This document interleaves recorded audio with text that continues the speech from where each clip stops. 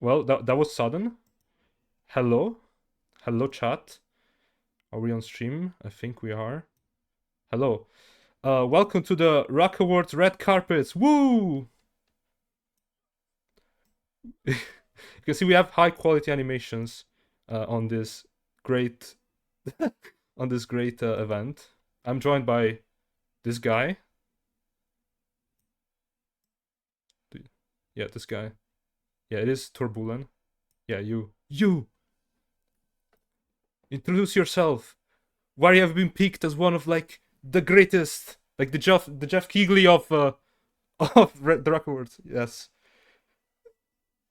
Yeah, we just got the news today, so that is gonna like be a separate category to the words that we're gonna add today. It's gonna be like fastest person who have ever completed Ouya, and it's gonna take effect like right now, like right after the stream. So we already have that.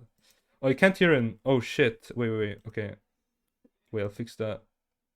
Oh, we got a Discord. Oh, I see. Okay. No, sorry. Okay, wait. Talk. I think they can hear you Do you now. hear me now? Yes. Holy Hello? fuck! It's so loud now.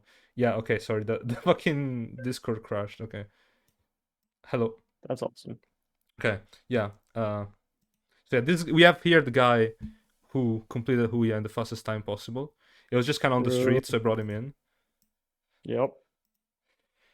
So we're here in this venue rented with the Wretched Runs money, and I mean I have to say like remember to like sub to get your wretched 60 lol emoji. It's what Yep. paid like all of this, made all of this possible. Great funds. And here, I think we can start with the nominees right away. We can get into the first category of today. Mm-hmm. So, we're gonna start off chat with runner of the year, and we can see we can see a spoiler on stream. Why the fuck is this guy here? No! What? Spoiler! Spoiler. No! Spoiler. Okay. So, for the first nominee of today, we have the one and only Atapi. Let's Whoa! go! Let's fucking go. Can we get Atapi in the venue right now?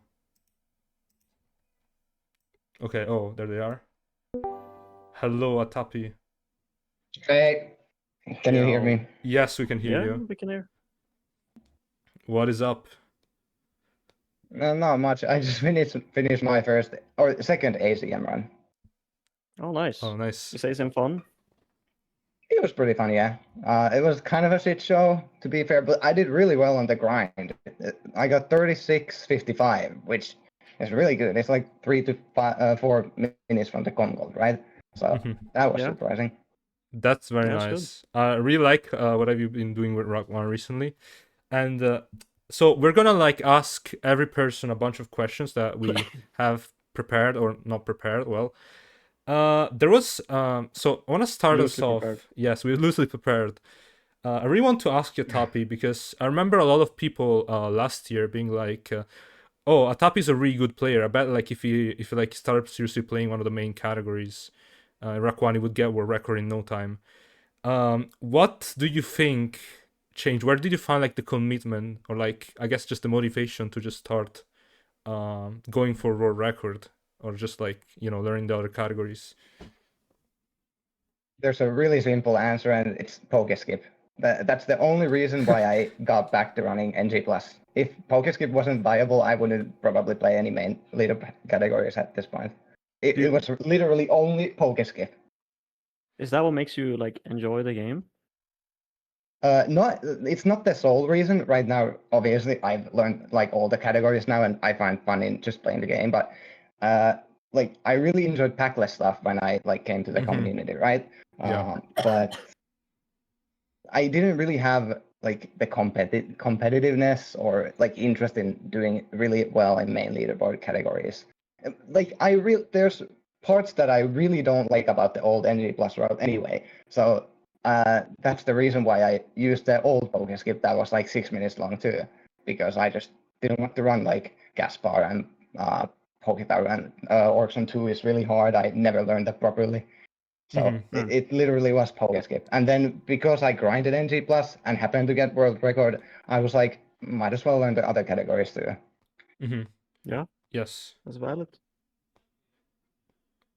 That's Okay, I'll let you go with the second question, Tor.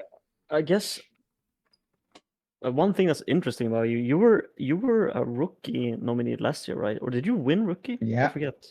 You won, Yeah, I right? won it. How does it feel to like go from rookie to runner of the year so fast, or at least a nominee? Yeah.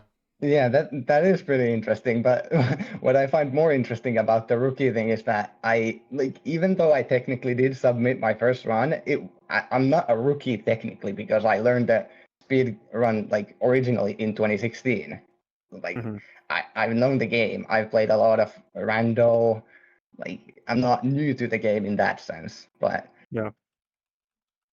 it's definitely flattering, to be honest, because I'm just having fun with the game. I'm not like that Oh yeah, you can definitely committed to tell. I'm not that committed to like making huge effort to just like get world records at that. I just enjoy the game. It's fun.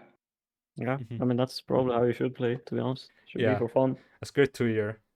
And you know, we can't have you on for much. We have other people to talk to, but for Yep. like this like incredible like, edition of the Rock Awards red carpet, we decided to spice things up. Like, you know, people have like the short attention span and like the Subway Surfers attention span. So we decided to add like extra questions that are like that can spice things up and like can be very controversial. So the question we have for you is, what is your favorite color? Blue. And there it is. How is that There it is. controversial? And there No, it no. is. This Big drama. finally showing his true colors. Literally. Literally showing. Okay. Thank you, Tapi. Yeah, thank you Great so having much. you on. We can. No worries. It's pretty fun. I've enjoyed my time in the community so far. I'm glad.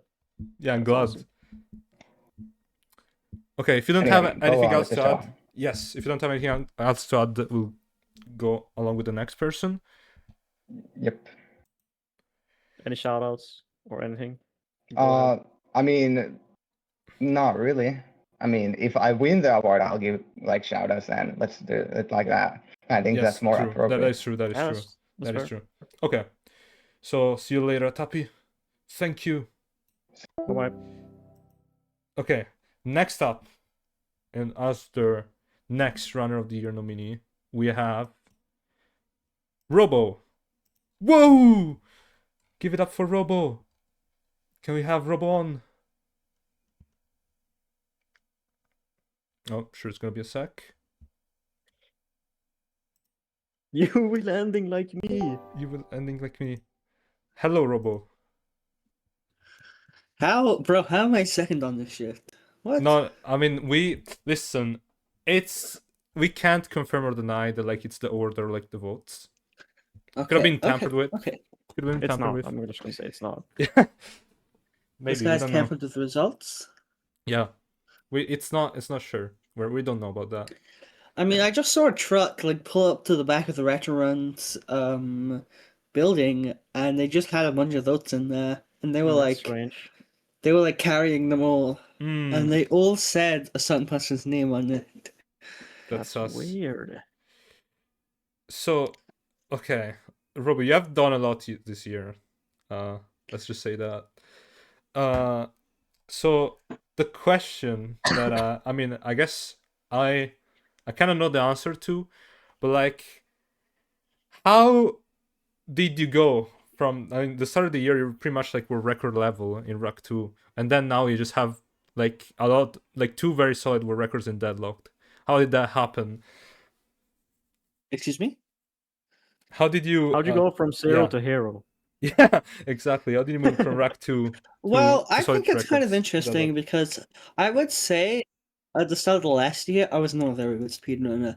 I didn't really understand what it meant to play at like a high level in speedrunning. And I think it was that no IMG competition, like with Thea especially, who has a very good mindset when it comes to speedrunning and a very similar mindset to me. He kind of taught me how to approach speedrunning at like a high level and how to get good fast. And when I played Deadlocked, it just clicked with me as well. It just So I was transfers able to like over. take that. So even though I didn't end up getting or having world record in no MG for long, I took those lessons with me, and it made me a infinitely better speedrunner than I was before. Mm-hmm. That is really interesting because like I think like seeing you like starting like to learn Deadlock and like becoming like pretty much the best player in a matter of like a couple of months was pretty insane. So that's been really cool to see, and like obviously you're still pushing the game. So there's a lot that we can still see maybe next year to maybe get another runner of the year nominee. You make it sound like she's gonna lose. Like, what are you doing? No. I mean, Who's we gonna don't know. win? We don't know. We don't know. We I'm don't know the voting. votes. Yes. Yeah, I was gonna ask. I'm curious, specifically what you think, Robo. But do you feel like what are you more proud of, the Rack 2 grind or the Deadlock grind? I would say I'm more proud of Deadlocked because I feel like in a way I was always playing catch up in Rack 2. And I had to build a mental wall at the time, which I don't have with Deadlocked, because I'm gonna be honest, I know that I'm the best Deadlock player. True. That is true. Okay. Okay. To run the. Can Tor, do you have controversial any? question. Yes, Tor. I'll let you do this one. What do we say?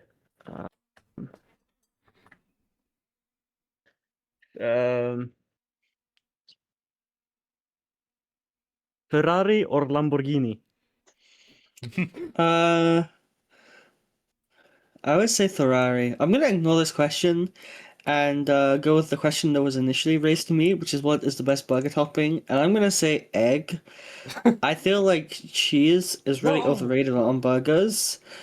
Eggs are Wait, so good on I burgers agree. because when you bite them, that yolk just drips everywhere and it's fire. We can't have Also we just- can't have this travesty hate- on the Rock Awards. I'm freaked out by the look of like American burger cheese or whatever it's called. Exactly. Okay, that looks exactly. weird, but I Just feel take- like just take a bacon regular also goes slice of- hard. Of Gouda or some shit and just put that shit on there. Like, what are we doing? Anyway. Yeah. Thank you, Robo, for being on. Do you have any shout outs? Any shout outs? I just want to shout out the Deadlock community because Deadlock had so many fans that I didn't realize. Like, I did not expect I was even getting nominated for this shit, but a bunch of people came out to support me, and warms my heart. I don't think I've done that much this year, but I want to go into next year doing the most crazy runs possible and kind of give you guys a reason to have voted for me. Let's go. Okay. Yes. Thank you, Robo. Now, the next person is... This is the third nominee, so we have only 3 left. After this one, too. It's 24/7 fucking Yu-Gi-Oh! Oh my god. Let's go! Unfortunately, I'm actually not sure if Yugi is awake or not. I hope so. I hope so. We're gonna give him Otherwise, a we're minute. gonna have to freestyle. I'm gonna ping him real quick. Let's see. Yugi. I think Yugi might be sleeping. Uh-oh. Oh no, wait, he's online. He's online. Yes! Okay. Yes! Let's go! What's up, Yugi? Welcome to the Rock Awards. I know it must be very shocking knowing that you got nominated. You probably didn't see that one coming. Yeah. It's understandable if you're shy, but just go ahead. Take your time. Yes. So... I don't know if my mic is actually working. Yeah, we can No, it hear is. We can hear. So, Yugi, this year I feel like you have done... Like, it's been very different for you compared to last year. Because I feel like last year you've been going through like a lot of games, doing a lot of categories. This year I feel like you focused a lot more on Hando categories, learning like different Handos from different games. What would you say were like the biggest highlights of like your year out of all the stuff you've done?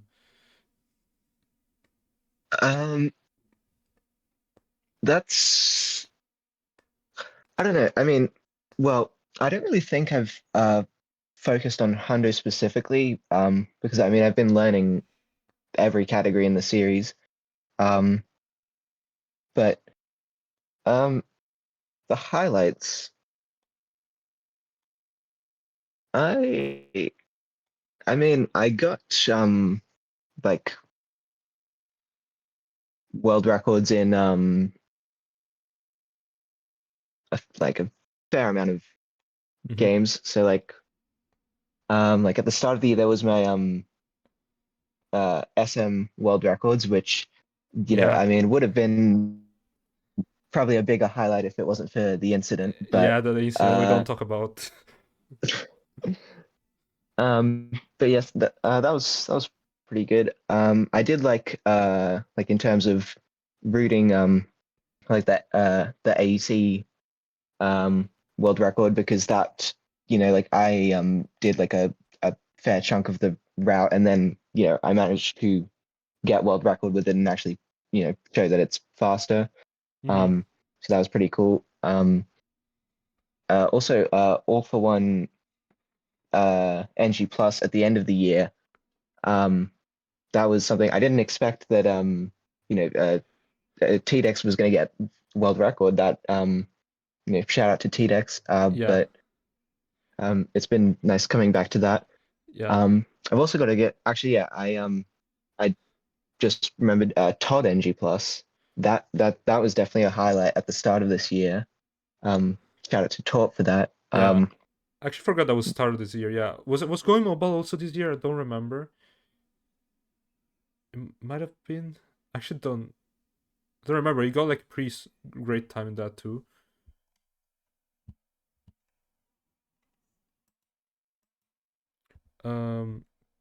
But yeah, aside from that, I don't know. Any other questions, Torbulen? Yeah, I have a question. So, as someone who runs like you basically run every game, you have a lot of world records. Don't you have the most world records actually out of anyone right now? Yeah. Yeah. I'm curious. It, do you like running all the games do you run, or are some that you kind of just brute force your I way? think I have an idea of the answer. Yeah, I'm sorry. Well, I do actually like all of the games. Like I don't there's no game that I'm playing that I'm like, I hate this. I never want to play this like again. Like I do enjoy all of the games. Obviously I like some more than others, but Mhm. like, I would say that like I like all of the games, and I think they're all interesting, definitely. Mhm. Yeah. Okay, Oh, least favorite and most favorite. Uh well, my most favorite is probably Ace It. Um Okay. my least favorite, yeah, let's go with Ouya.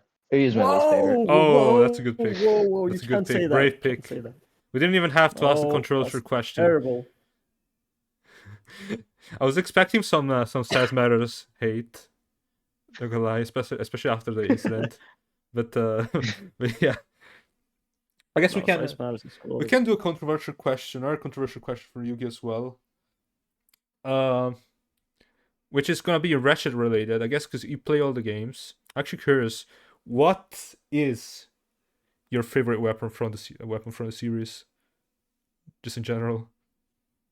Um, so okay, so not like well, are we talking about like speed running specifically, or Both, like? just both, pretty much. Just Yeah, I guess both.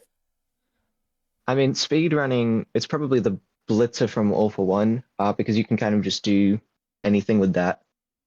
Um, Casually, I'm gonna go with the Buzz Blades from Ace It. oh, that's an interesting pick. I feel like all of the AC weapons are a bit underrated. I think some of them are really cool. Wait, Robo reminds me of a thing. Favorite cheese? Um, Probably mozzarella. I feel like mozzarella is pretty Yo, good. Okay, this guy let's gets it. go. This guy gets it. Okay, thank you, Yugi. We'll definitely never gonna see you ever again. So I'm Again. sorry. We Never. have Yeah, to. that seems pretty unlikely. Yeah, seems Yeah. very unlikely. So I'm gonna have to kick you from the right. venue. Goodbye. Bye-bye. Okay, we're at the last two nominees for Runner of the Year, and things are starting to get heated. Next up, we have Yeah. Bidad from Rift Apart, like is from the game. Can we get Bidad in chat? Reload! Let's fucking go! Get your ass in there now!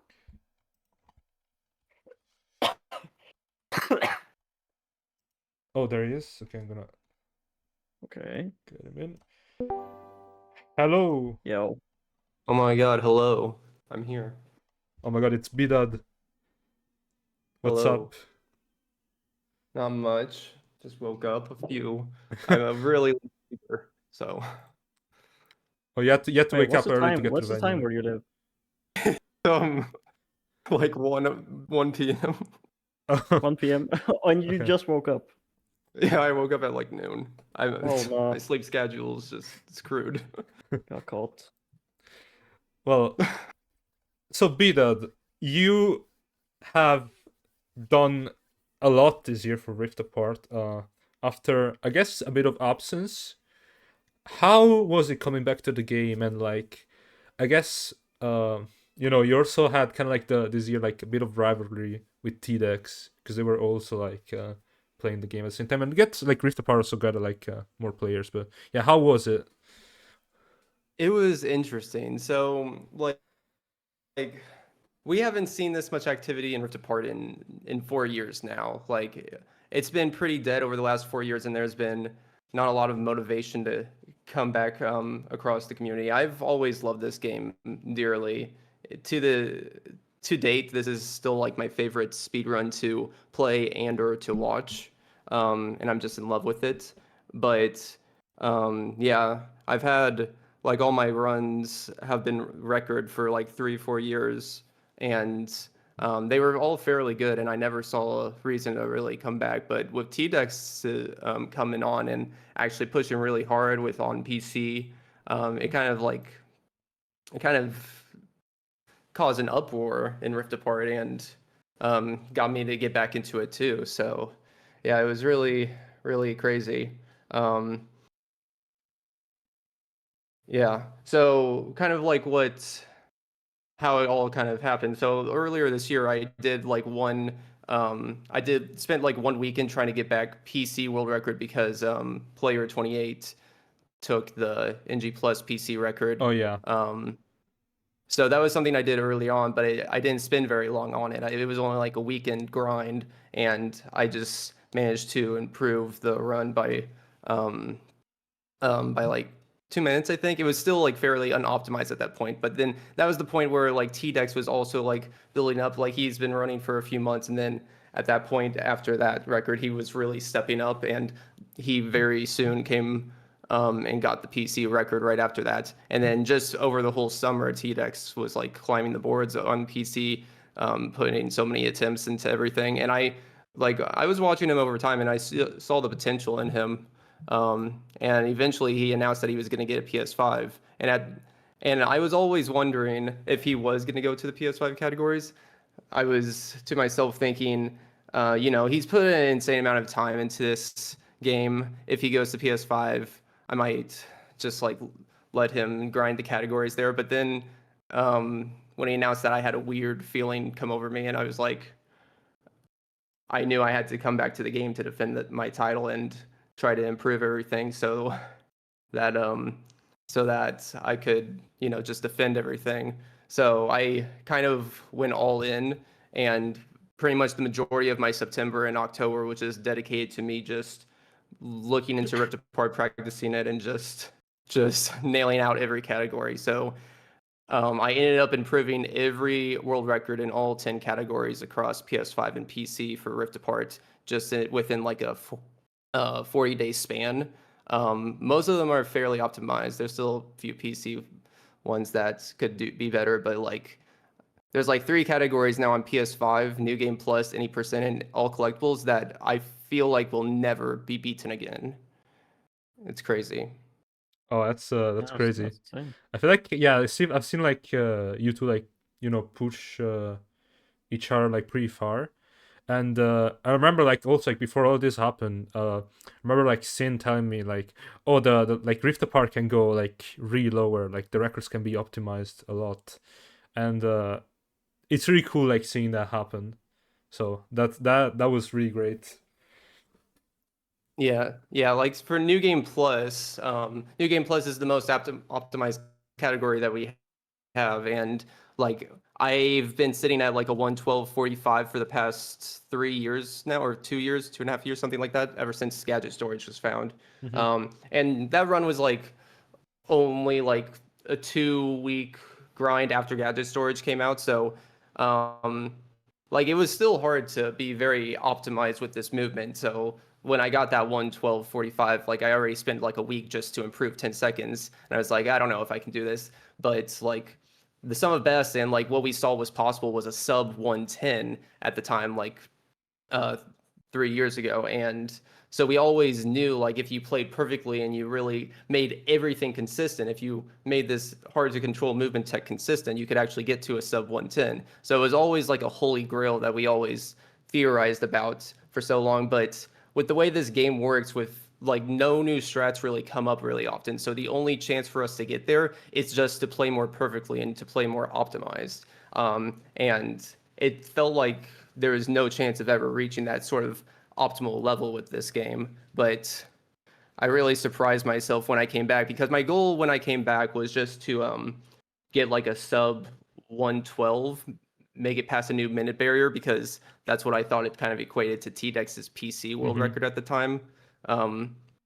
But after a lot of practice, after I kind of like dwindled that down, PB after PB to a lower 112, then one PB just showed me that there was a lot more potential, and I actually could make all this movement tech a lot more consistent than I ever thought I could before. And so I went hard, and I eventually did get to the sub 110, and yeah, it The was elusive sub 110. yeah. Yeah. It was insane. If people haven't seen that run yet, it's definitely one for the books, that's for Yes. sure. Definitely a great run. And yes, before we let you off, I guess we can do a controversial question for you as well. We think. Wait, Tor, do you have anything in Okay. mind? No, I don't know, honestly. Okay. What about this? What is your favorite? Actually, okay. Very simple question. Favorite game? My favorite game. Well, after this year, it's now Clear Obscure Expedition 33. So Okay, and thank you. After this, we can finally announce that the Runner of the Year award actually goes to Claire Expedition 33. Let's go! Let's the go! Clear Obscure sweep. It's affected even the Ratchet Run rack awards. Yep, that's how good it is. Yes, it had to be in. Gold. We had to get it in. But yeah, thank you, Bdad. This was great. So thank you for being on. Thank you very much. Yep, thank you for the nomination. Any last shoutouts? Just shout out T-Dex for pushing me to actually take Rift Apart to limits that I never thought was possible. And like this year for Rift Apart is probably the biggest feat that we'll ever see for the game. So Sick. yep, that's all I gotta say. Thank Alright. you. Right. Thank you. Take care. See ya. So, yeah, shout out to T-Dex. And since we just mentioned it, the last nominee for Runner of the Year is in fact T-Dex. Who would have seen that coming? Can we get T-Dex on? Thanks! T-Dex. T-Dex!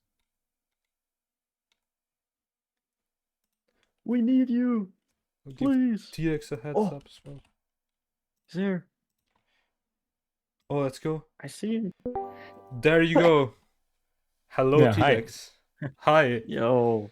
So, before we ask you anything, you are, in fact, one of the rookies from this year, and you managed to land yourself as one of the nominees for Runner of the Year.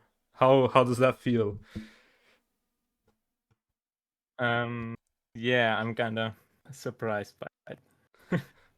Like when I saw that I was nominated for that, I was actually got like I was a bit speechless. Yes.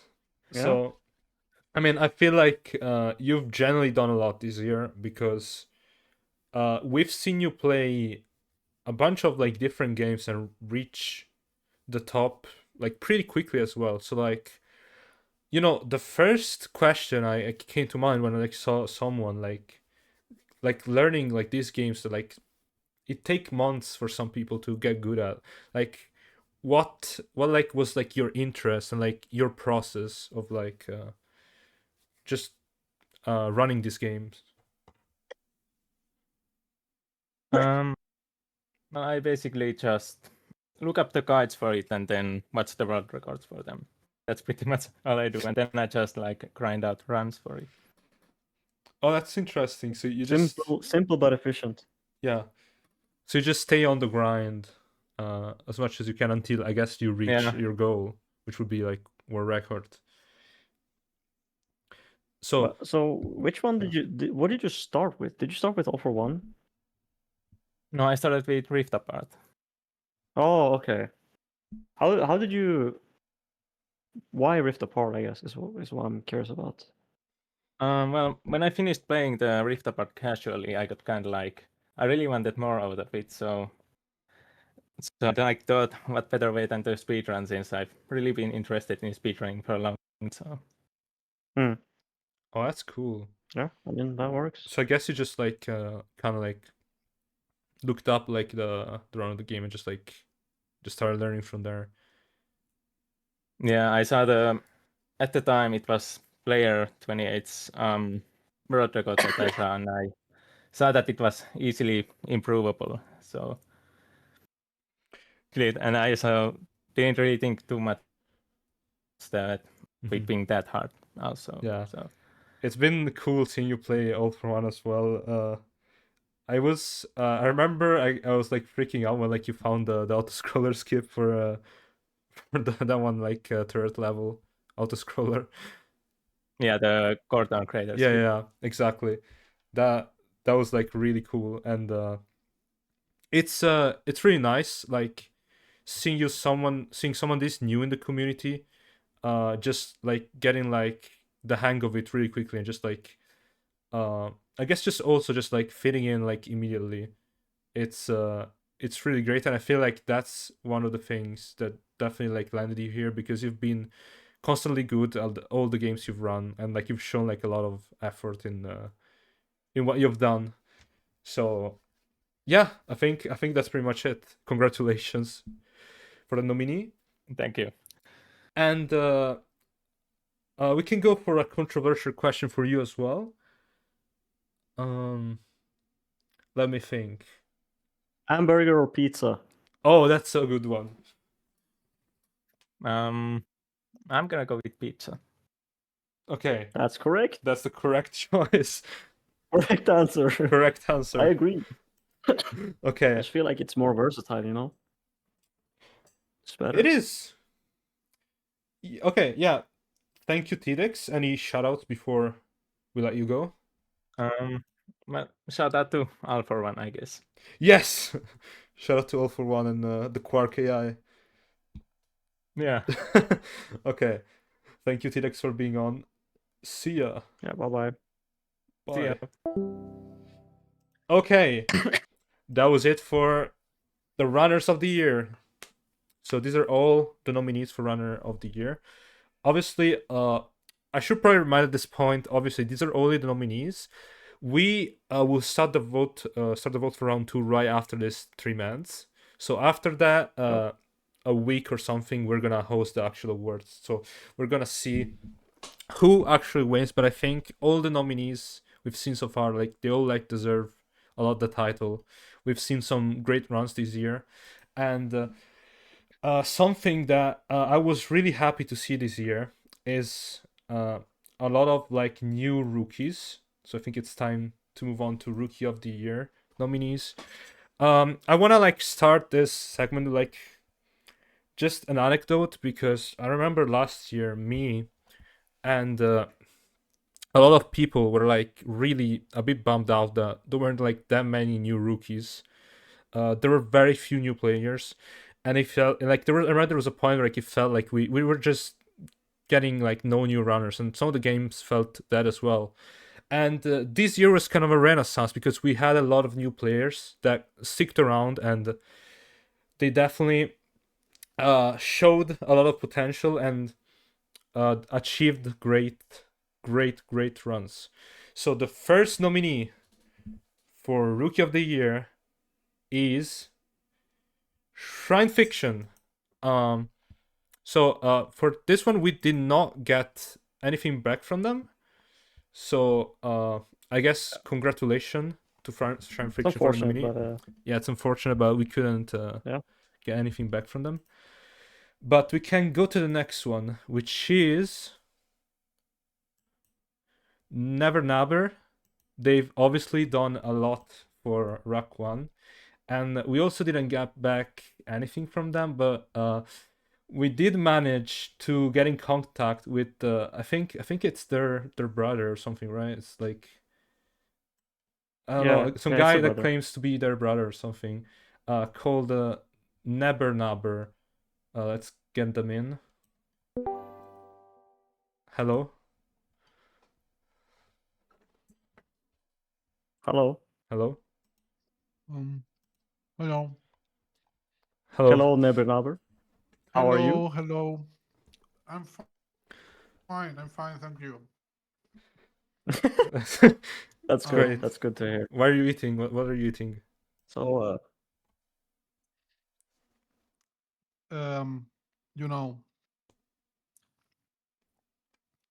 food? No, I don't. I don't actually know. But yeah, welcome Yeah. to the Rack Awards red carpet. So we have some questions thank for you. you. Thank you. The first question is, how did you just like decide? Because I feel like you started playing at a time where it was kind of like a gap of nobody playing Rack 1. Why did you decide to step in? Well, I will say I've been doing this speedrun stuff, watching stuff from pretty early, like maybe 2004, maybe. Like I've been watching very early runners, you know, the ones in Such as? Speed Demos archives, and yes.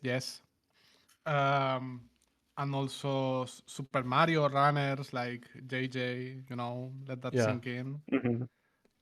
Yeah.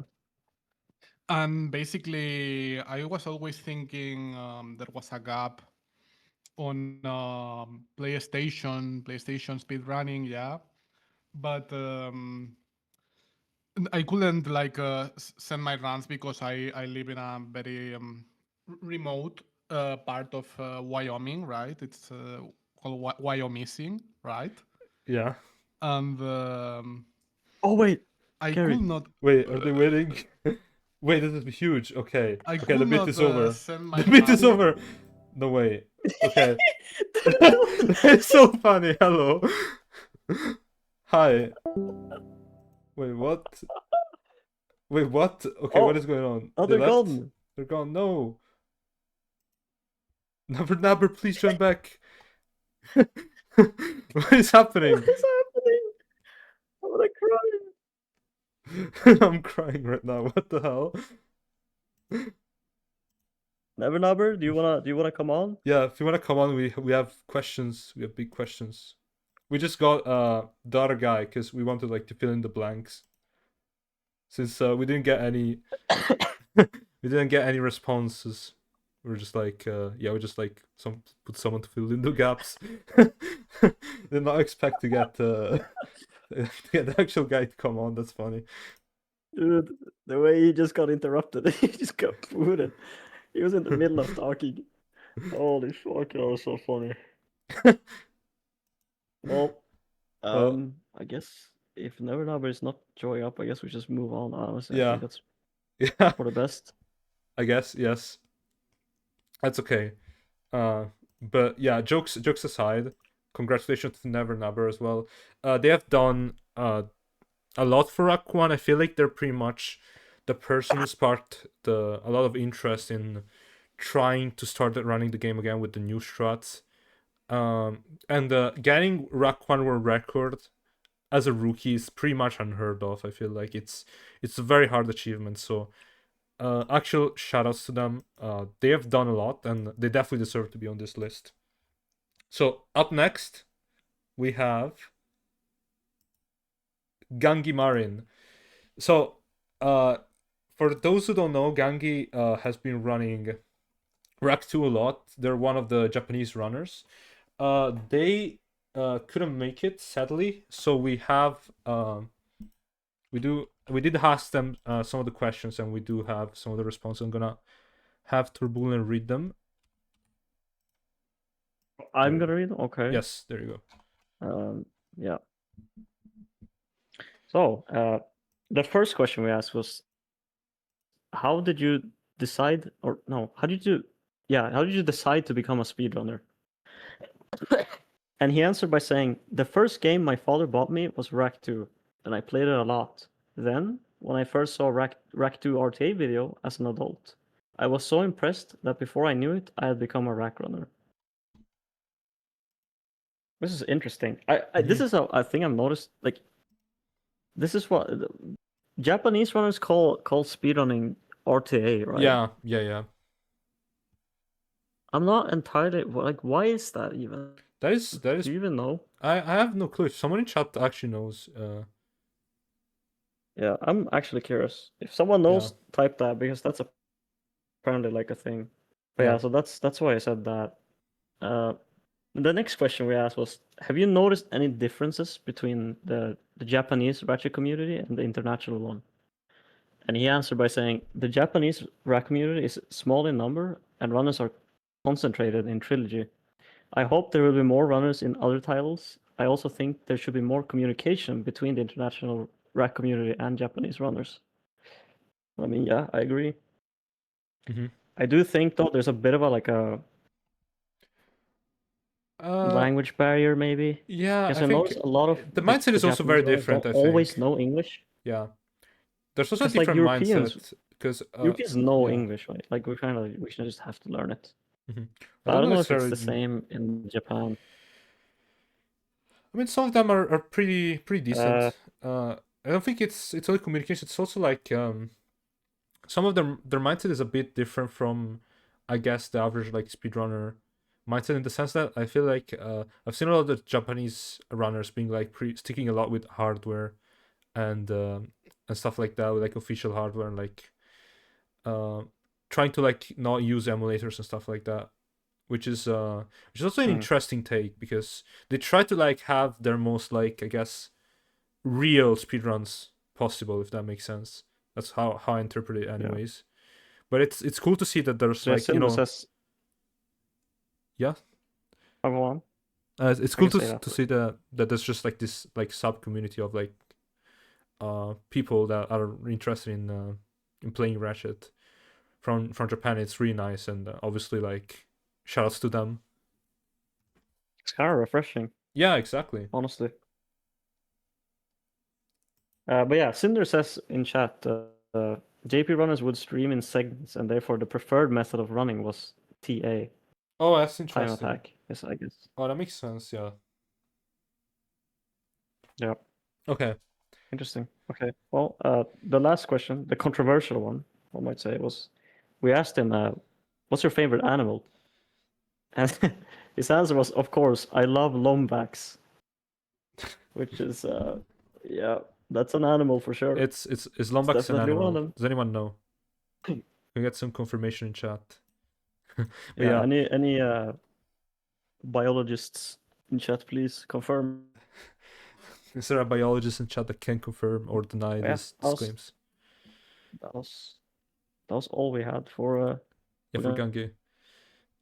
Yeah, shoutouts to Gangi. They've like Gangi they mod. stream a lot. Yeah. Very consistent runner.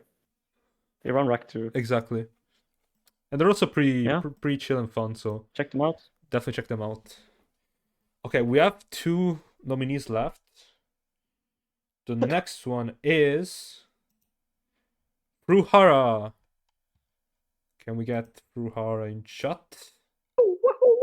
Woohoo, make some noise. Let's fucking go! Oh, there we go. Hello? Hello. Yo. Yo. Internet moment. I think we're back online though. Guess so. We should Refresh the be. stream. Yeah, refresh. Oh, I think we're back. Okay, we're back. Okay. So, I don't know if you heard my question, but Yeah, I we was start over. I was about to ask how did you get into retro speedrunning, and if have you been enjoying it so far? Obviously. Yeah, I've been really enjoying it. It's a lot of fun. The community is so welcoming, which is amazing. I got into it, I think Zem was probably the first person I saw back in the day, like through GDQ stuff as well. I remember the race in Going Commando with who was it? It was Zem and Was it Sneepy? crap, I can't remember. Yeah, it was Sneepy. That's who it was. Oh yeah. yeah. That was, I don't know, it's like 8 years ago or something probably now, but yeah, it always stuck in my Yeah, something head. like that. And then eventually last year, at the end of the year, I got Rift Apart on PC, and I had a PC, and I was able to record and stream it, so I just started going for it.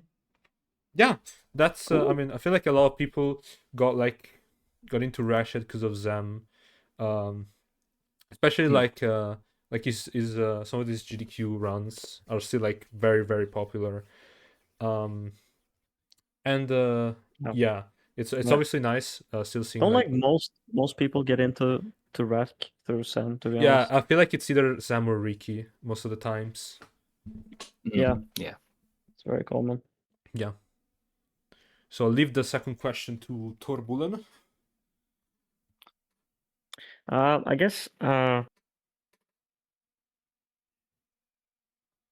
I'm curious about wait, let me think. I guess I'm just curious, like do you how long do you see yourself like still like continuing to do speedrunning? Do you think you're gonna run forever? I don't know about forever, but definitely for the foreseeable future. I still want to get a decent time on a main category in Rift Apart, so either like NG Plus or any %, and then I'd love to get into a faster time in Rack 1 any %. I think I got sub-hour this year, so I'd love to get that down to like 40 minutes, maybe even try to learn Pokey Skip, as annoying as that is, but it'd be great to be able to do. And yeah, I definitely see myself going for longer. I just did Size Matters there a few weeks ago. It was a lot of fun. Yeah, Yeah, that's awesome. great. Yeah, it's, I mean, We as need more I people, said, to be honest. It's- exactly. It's just been really nice and refreshing seeing so many new people getting into Rack and like just on so many different games, and it's been great, honestly. So like, you're welcome to stay here and have fun as much as you want.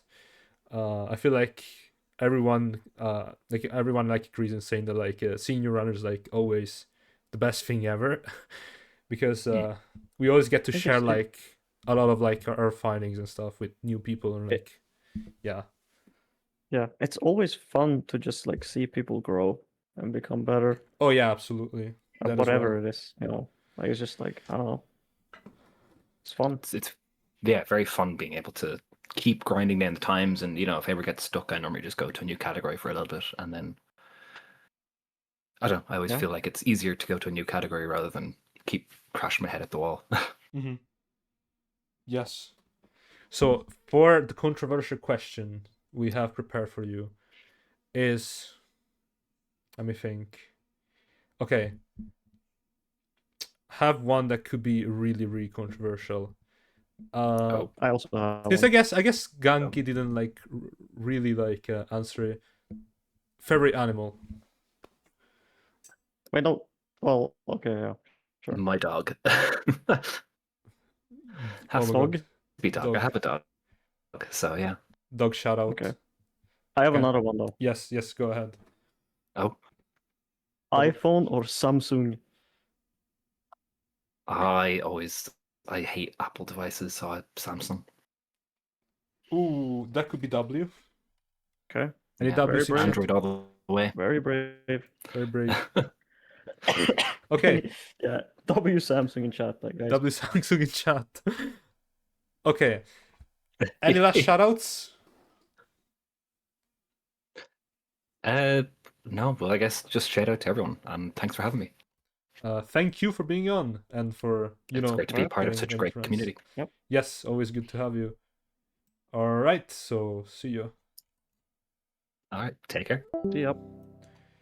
So we wholly You always kick them so fast. Yeah, no, I didn't even kick them this time. This time it was me. This time I was Oh, okay, innocent. okay, yeah. So, the last rookie of the year. It might come in as a bit shocking, but believe it or not, it is none other than T-Dex again. Yes! Yes, I mean Back to back! this one, T-Dex! this one I think a lot of people saw coming. Can we get T-Dex in again? Yeah. But as we were saying before, they've Well, like if T-Dex does want to come back, which they don't have to, yes, but like, okay, if they they're want back, they're to. back. We don't even have that many questions. Okay. 'Cause, Yeah. Yo, T-Dex. Hi again. Hello again, T-Dex. Welcome Well, back. Obviously, as we said, like you've done a lot this year, and a lot of it just was just like seeing you get really better and better at the categories you started running, and just like learning very fast. We did ask you like already a bunch of questions, so we don't want to like ask too much that we already asked, but I guess something I just kind of want to hear from you, just like your general like experience with the community, just like I guess like yeah, just the Discord in general, or just like other people, like how was it for you? Okay, can you repeat the question? I was lagging a bit. Mm-hmm. Oh yeah. No, okay. The question was, how was like your first experience with the community, like just with the Discord, like with runners in general? Well, at first I was a bit like shy about posting on the Discord or anything, so I basically like lurked and like looked up if I had like problem with the run, I just looked it up on the Discord. Mm-hmm. But yeah, till then, when I like got my first run verified, like PDOT gave me a bit of encouragement to like post on the Discords. So that was like basically my sweet. first experience with the community, and I'm quite happy with the community. It is very nice. Yeah, it's Yeah. and I mean Awesome. I feel like you can also say the opposite. We're like we're happy to have you, and you've definitely shown a lot of like potential, and well, more than potential, because you also like prove that you can get really good really fast. So it's, I mean, great having you. So we can go for a second round of controversial questions. Let's see what it comes to mind. Okay, this one is very, very controversial. I was gonna ask Sinasar from chat to just make up one on the spot, but my question is favorite cardinal direction between south, north, east, and west. Yeah. Wait, between. I guess northwest. Northwest. Oh, that's a brave choice. Northwest. Okay. That's a brave choice. Okay. Everyone spam W Northwest in chat. W Northwest. All right. thank you again, T-Dex. If you want to add anything else, Yeah, you're welcome. okay. Um, So yeah, I guess I'll just want to thank everyone. But yeah, yeah, thank you for being on. And I mean, 2 nominees, Yeah. really a lot of potential. We'll see. We'll see if we'll see you next week at the awards as well. But thank you for being on. And see ya. yeah. Thank you for having me. Yeah, see ya. Have a good one. Okay. So, those were the rookies of the year. Next up, we have Strat Hunter. So, some strats were definitely found this year, and a lot of people, in particular, I would say, have shown. I mean, like every year, to be honest. Let's just be honest. Like a lot of the people are always the same, especially when it comes to strat hunting. We have a lot of really talented strat hunters that are always looking into things and are always ready to try out new possibilities. So for our first nominee of Strat Hunter of the Year, we have Robo again. Let's get Robo back in. You will ending like me. You will ending like me.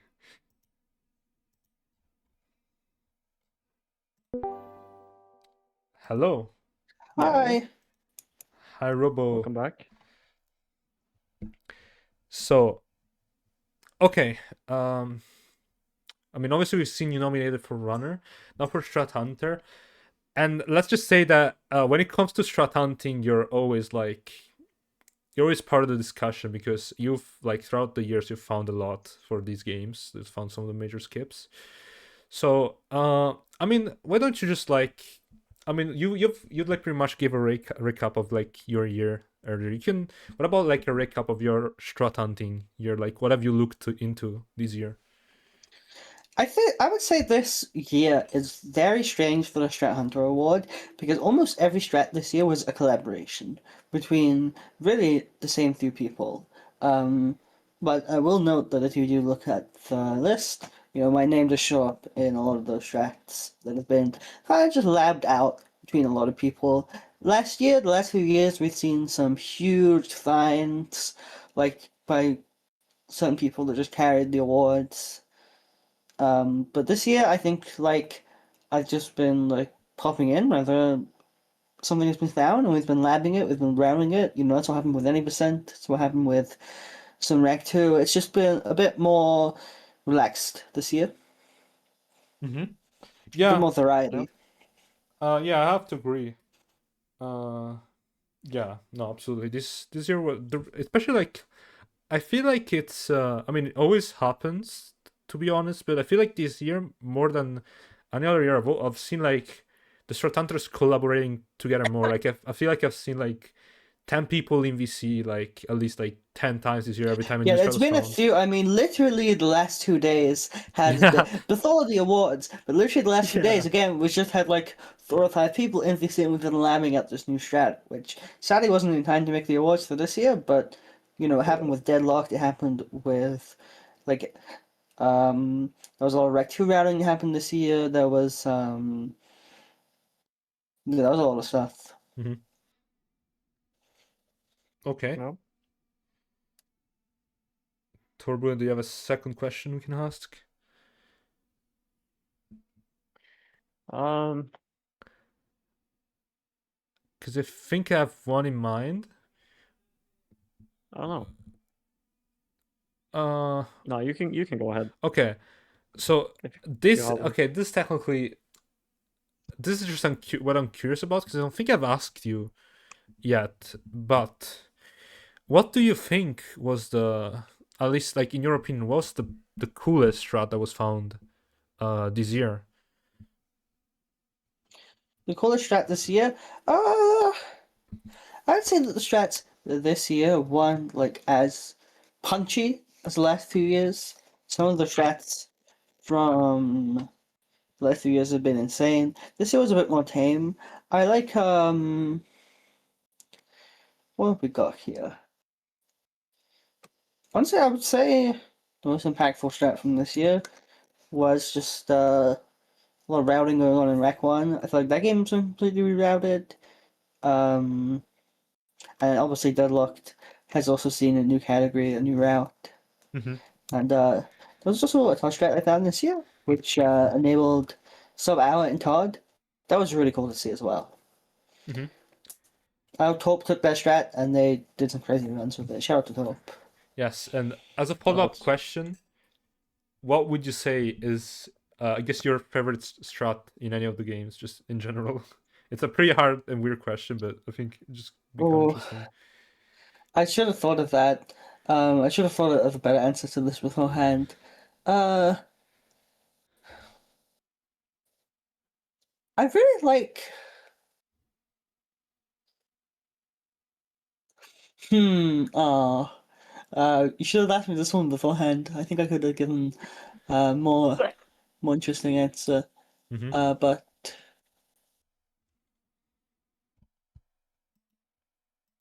I mean, even if you have multiple, you just kind of like, I guess, can throw around a couple. Yeah, if you can just narrow it down, at least. yeah, well, my favorite strat that I found is race skip. I'll say that. Race skip was cool to me because I had not really found anything beforehand, and I think most people didn't really know who I was before race skip happened. And to a lot of people, I just popped out of nowhere and dropped probably the biggest Rack 2 strat in the past 5 years. So that Mhm. was Yeah. really fun, and it's part of my lacing now, I guess. Yeah, I mean, to a lot of people, that's like probably like one of the biggest strats to ever drop. I think. I feel like it's like pretty Also much very controversial. yeah, very controversial. Yeah, but yeah, controversial Speaking of question controversial, time. Yes. do you have one? No, I don't. Well, I do Okay. actually, but let me see. My favorite animal is the rat. No, Oh, that was not the rats. question. My Okay. question is, what is your favorite drink? That, but there's a catch. But if you say what I'm thinking of right now, you get kicked out of VC immediately. So you This have is to. so dumb. I like a nice dry wine.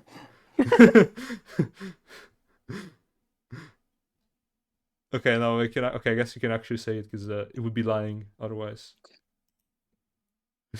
I know. I would say my favorite drink personally is the soda Dr. Pepper. It's pretty good. Yes. Okay. Yes. Okay. Yes. We still get kicked out of Right, VC one though. more. No. Yeah. Team sorry. speak No, yeah. or Skype. Okay. No. Okay. Wait. Okay, we're fine. What?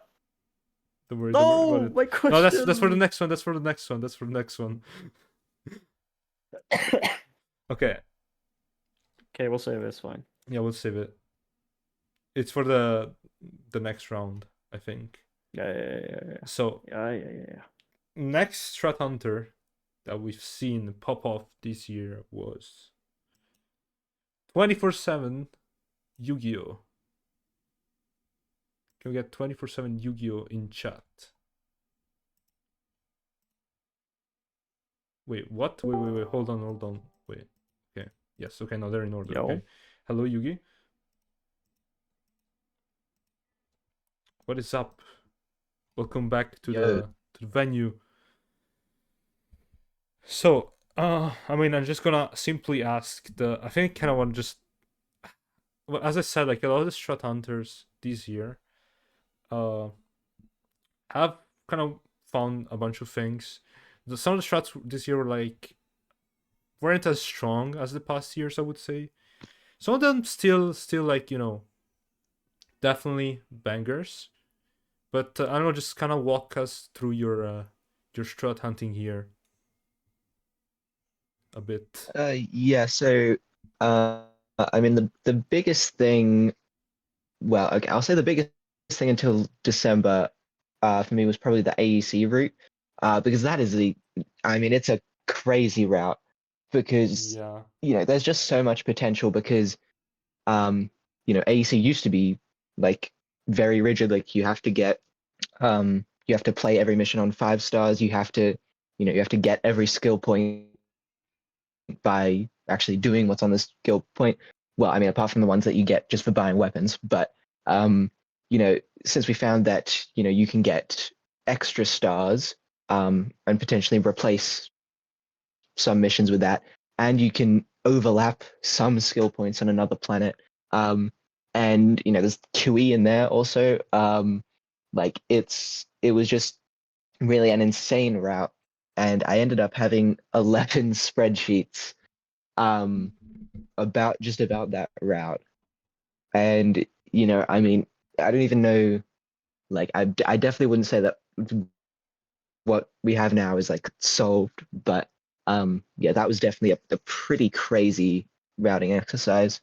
And the other big thing I think this year that I found is really just everything that I did for the All for One NG Plus segmented, because that that segmented run was 18 minutes off com golds, and there were quite a few new strats in that. Some of them aren't really possible RTA, but a lot of them you can either just do the strat or you can do something very similar to it. So definitely a lot of potential there. And so yeah, those were the two big things I found. And I've also done some other routing in other categories and stuff that have come along, but yeah, I'd say those were definitely the two big things for me this year.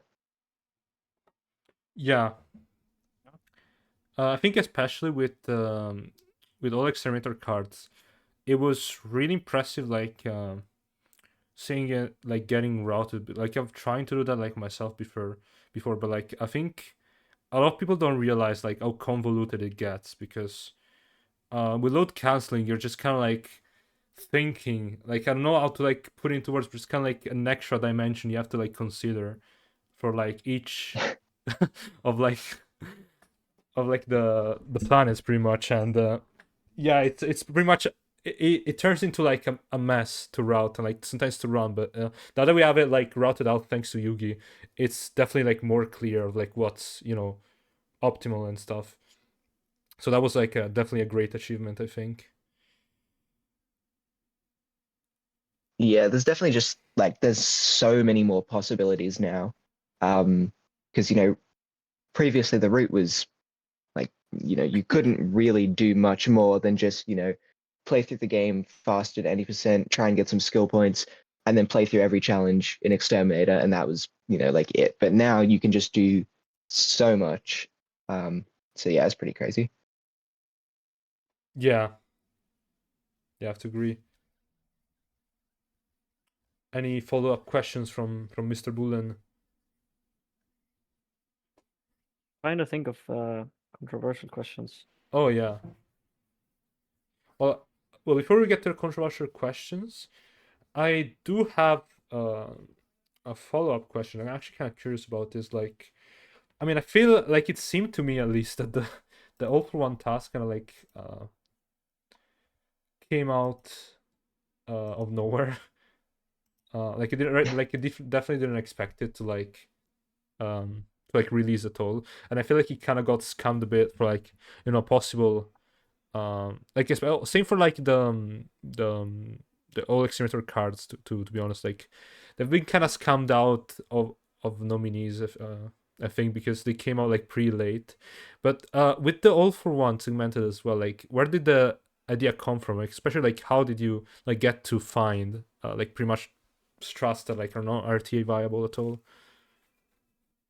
Yeah, so I had one big idea, which is that so in All for One, something that you do quite a lot is basically you can just hit a loading trigger for a later segment in the level. And previously we were mostly doing that, with places where we have like pretty obvious visual cues. But in theory, the idea was that you could kind of just go like when you start at the start of the level, the trigger is probably just sitting out somewhere, in the middle of nowhere, and so you could hit that in theory. It turns out there are more requirements, like you can't just go straight to the end of every level. But the idea I had was, to try and find the like the coordinates of the well, I wanted the coordinates of the player. We could only get the coordinates of the camera.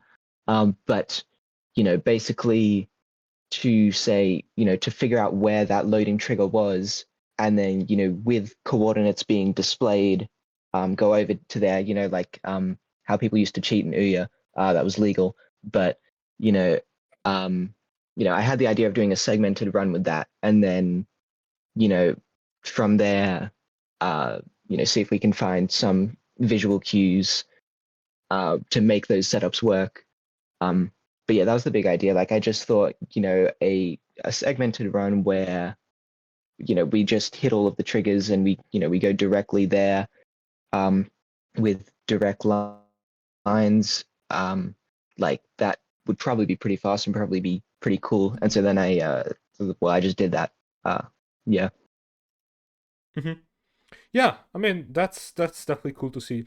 I feel like especially when it's a game like All for One, it's really really nice. Like there's usually not there's a bunch of people playing it. I feel like it's not one of the games that usually gets like a lot of interest, and seeing like a lot of work like of a segmented like put onto it.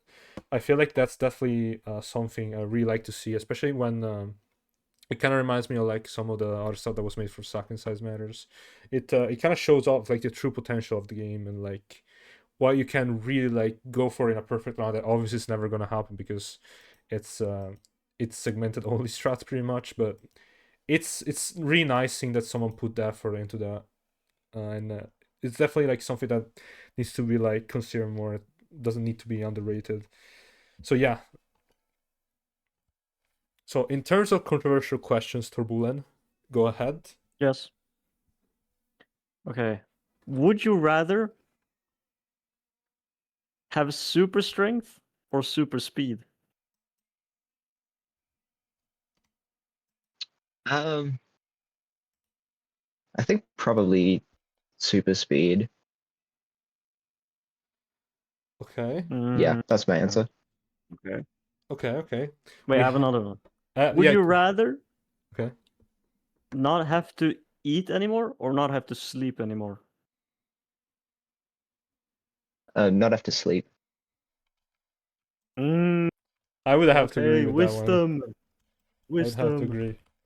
And we have a special controversial question from chat. Cinesar asks milk or cereal first?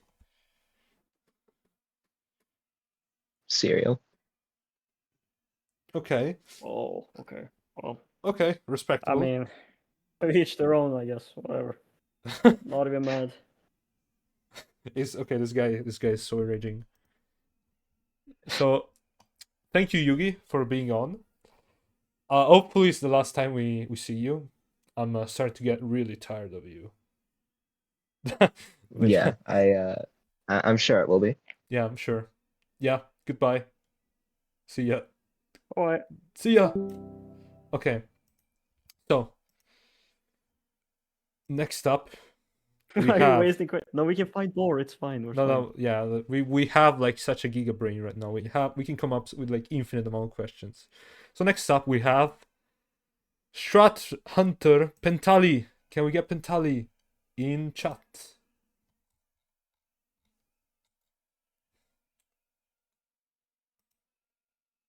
Gonna hit him up as well. Okay, there he is. Yeah. Hello Pentali. Yo. Yo, nice having you here. So I feel like with all the Strat Hunters, I feel like the question just kind of asks itself to just go through like what you found this year. Also, shoutouts to you being live right now.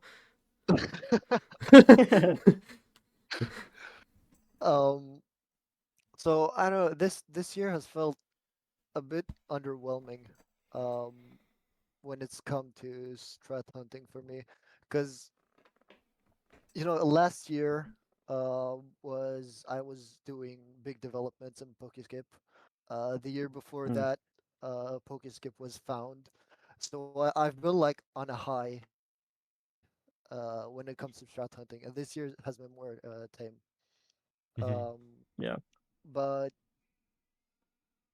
I the main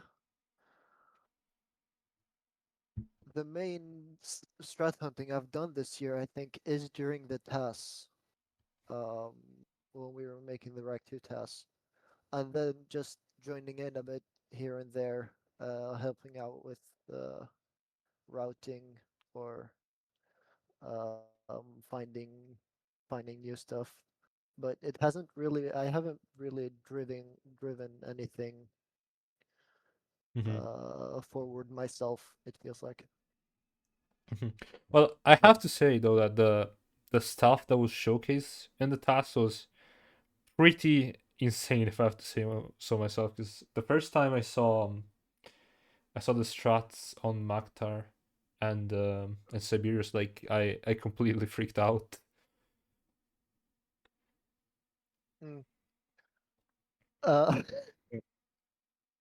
that was that was my the first thing I wanted to do when we got the task tools Mhm. was test Maktar and Siberius.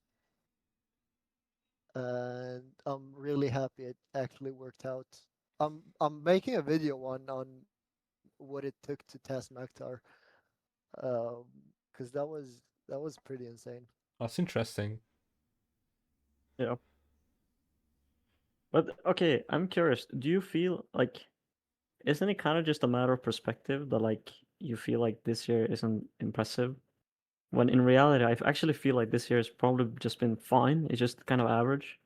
But if in comparison to last year, then obviously, not that impressive because last year was insane. Yeah, but I'm Do you also agree? comparing to other like uh Isaac has been doing literally everything in everything. Yeah, He's been the technical person for us this year. that's true. He is everywhere. Atapi has just driven Rock One to new heights. And Robo has also been doing everything everywhere. I feel I've been sitting back more than others this year. Yeah, Mhm. yeah, Yeah, that's fair.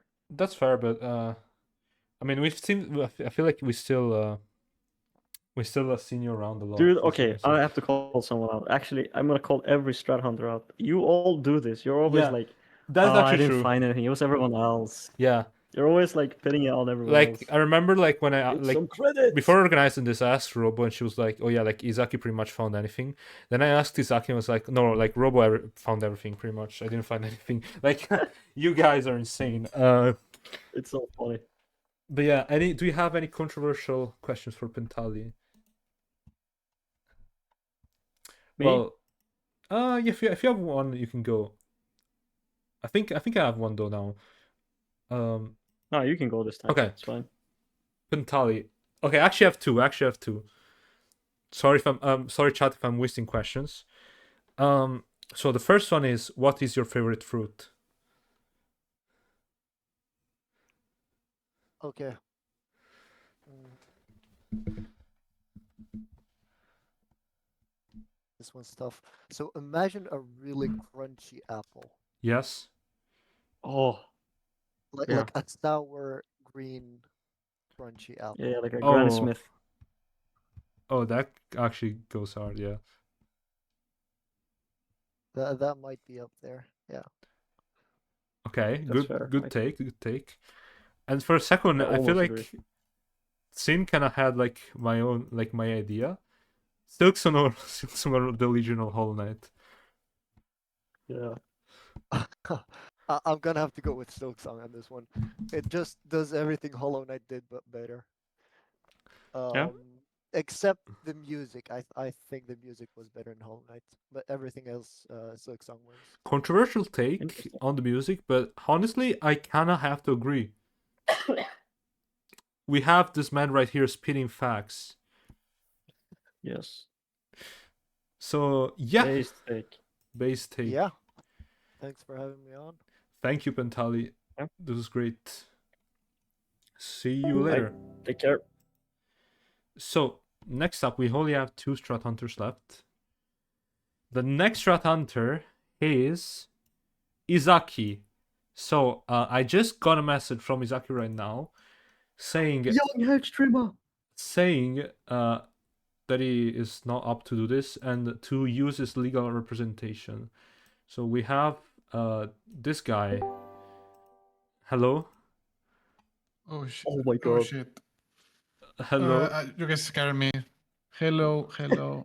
Hello. Hello, Isaki. Hello, Izaki. VB. Hello. What is that? Hello. What does VB stand for? First question.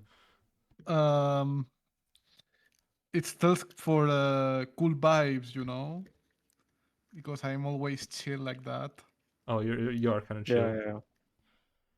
Yeah. You know, So- I'm chill. Yesterday you found a strat in Ouya. Yes. remember? Yes. Cool. Yeah. So like this is the thing. Like yesterday you just found Australia in Ouya. The thing is that I didn't like quite understand how it worked. Can you like explain it for me? Like how exactly like what exactly works? Like Okay, that? so basically how it works, when we start a new file, we're basically saving before there is any gameplay or autosave. So we create like a blank file, a file that has not entered any game state yet. Mm-hmm. And by entering another file and loading specific addresses in memory by going to certain parts of the map, filling parts of the map when you press R3 or select, depends on your controller. Mm-hmm. We can set certain flags to then after load this blank file and like load them in directly. It's kind of a load cancel, not really, but so you people can more or less understand Yeah. something similar we do. Mhm. So we've been using that to give us critical like weapons and change stuff. So basically what we've done to finish the game in 6 minutes is basically change the flags to go from Phoenix to rescue directly. We don't even have to travel to any planets. Mm-hmm. And from there we can go to Koros and CC normally like we do in NG plus QE, right? Mm-hmm.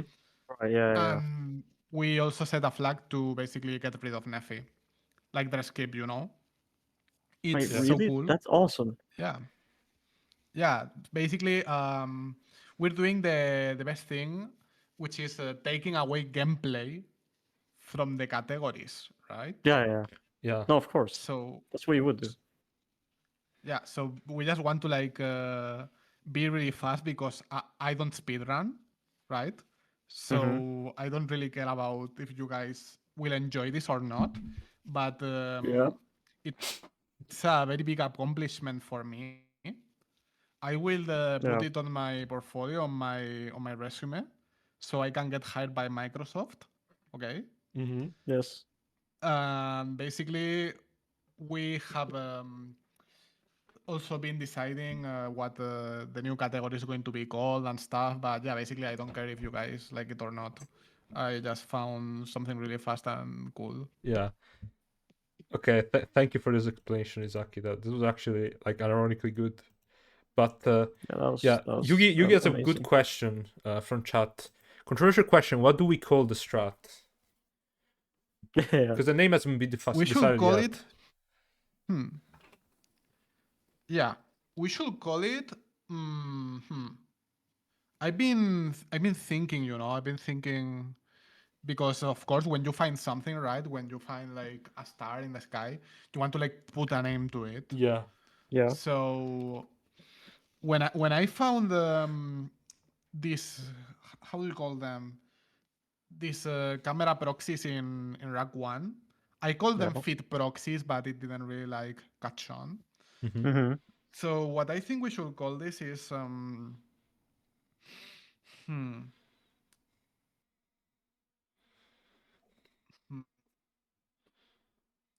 you guys can give some ideas on the chat too. Like I'm thinking.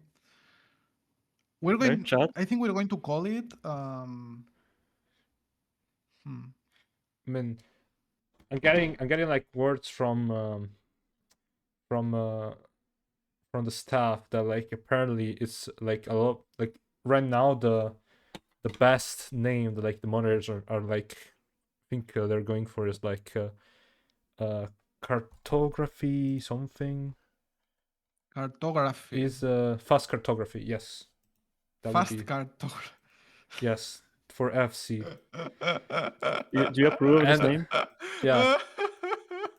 And my response to that is that I think it would be better, like because if it's called fast cartography, was it even fast? I don't remember if that was the full thing, but it doesn't like Would really. it mean that there's slow cartography otherwise? Yeah, I don't know. But my suggestion is to like maybe call it fast rapid cartography to like specify that it's done very fast, so that comes down to the FRC acronym. Yeah, Right, file yeah. cartography. Right, Sorry, yeah. file cartography. Yugi's right. It's not fast. It's file. Wait, it was file. You Yeah, just file. lied.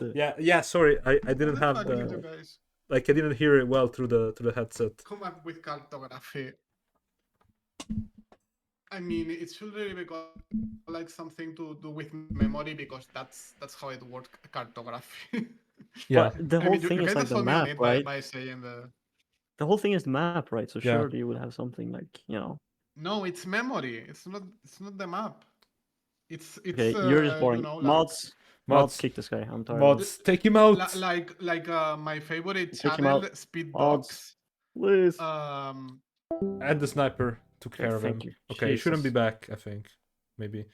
These stream snipers nowadays, man. Yeah, Holy. the street snipers. Yeah. Okay, so we have one last Strat Hunter of the Year nominee, and that is going to be Joao.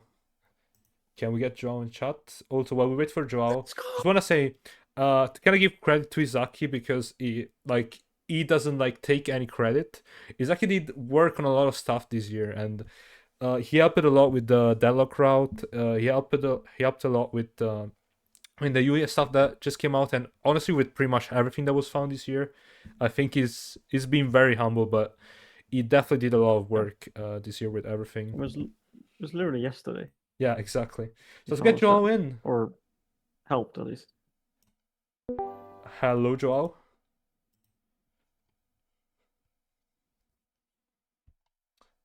Hello. Your mic's muted. Just Yes, so you your know. mic is muted. Yo. Oh yeah. Hello. Yeah, there you go. Oh, nice. So, okay, we have Joao here, which is pretty much, I would say, one of the biggest runners for Ouya. And, well, I don't know if... Can we spoil the thing? I guess we can like maybe like tease it. We did like have one of like the podcast episodes with Joao that might release at some point. I'm not sure, but Joao is like one of pretty much like the main Ouya Strat Hunter guy. What would you say were like your biggest finds this year?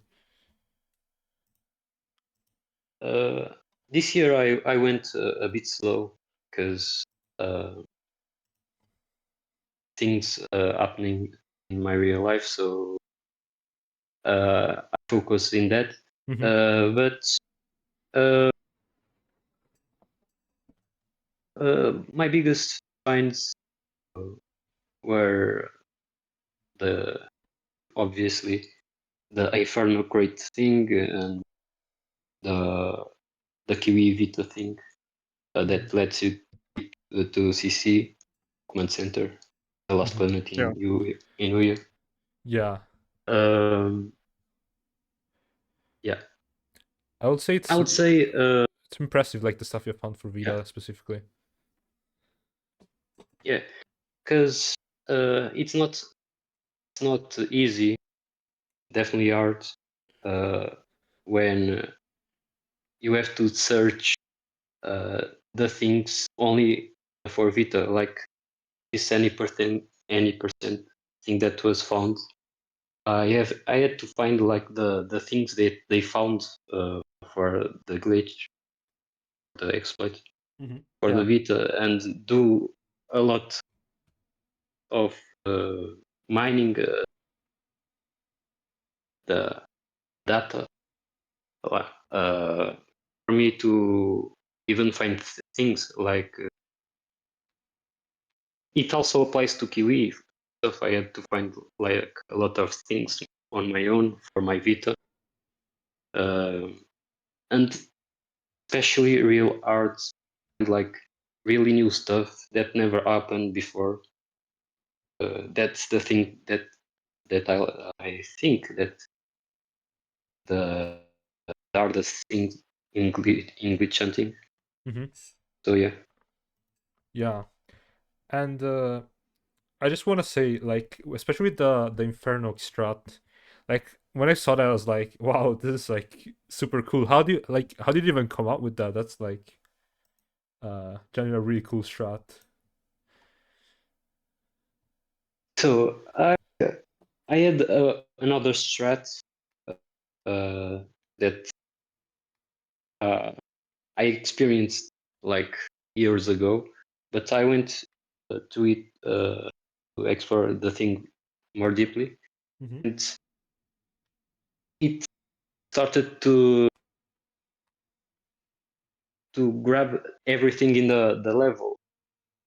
If I enable that glitch, will grab anything in the level. So I tested like one level in rescue, and that thing gave me the skill point, and there I research the thing and find like it was Inferno Crate in Hour of Bounds there, Mm-hmm. and it gives me the skill point. Oh, that's It's neat. I was like, That's crazy. that's how yeah. just that's cool. Yeah. Okay. Yeah, I feel like Yeah.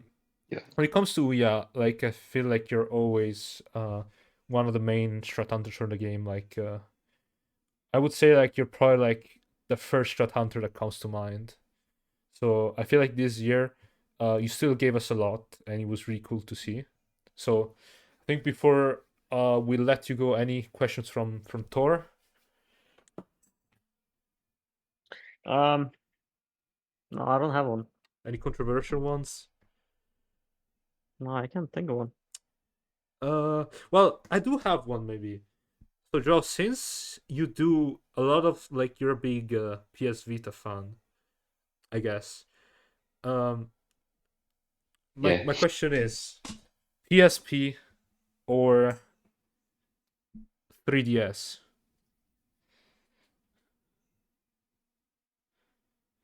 I never had the two, but I had like for a little bit 3DS. So Mm-hmm. Oh, okay, that's yes, fair so enough. 3DS. Yeah, No. yeah. And we also have a quick question from Cinesar in chat. He asks, "What's your favorite letter of the alphabet?" J. Let's go. And there it is. Base take. Get some J's in chat. Can we Yeah. get some J's in chat? Okay. 10 J's. Thank you, Jao. It was great So, having Thank you for on. coming on. Yeah. Yep. Goodbye. Okay, so these are all the strat hunters. So we only have 3 categories left. No, 4 actually, because yes, I can count. So Yes.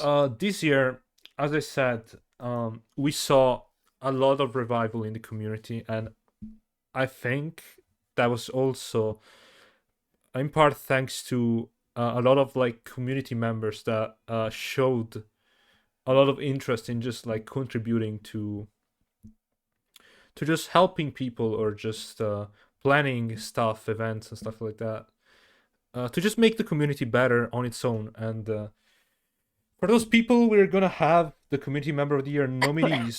So we start off right now with the Sedge Bean. Can we get Sedge Bean in chat? Wow! Make some noise. Hello. Yo. Hello, the Sedge Bean. Hello. Yo. Yo. So, okay. You're one of our nominees for Community Member of the Year.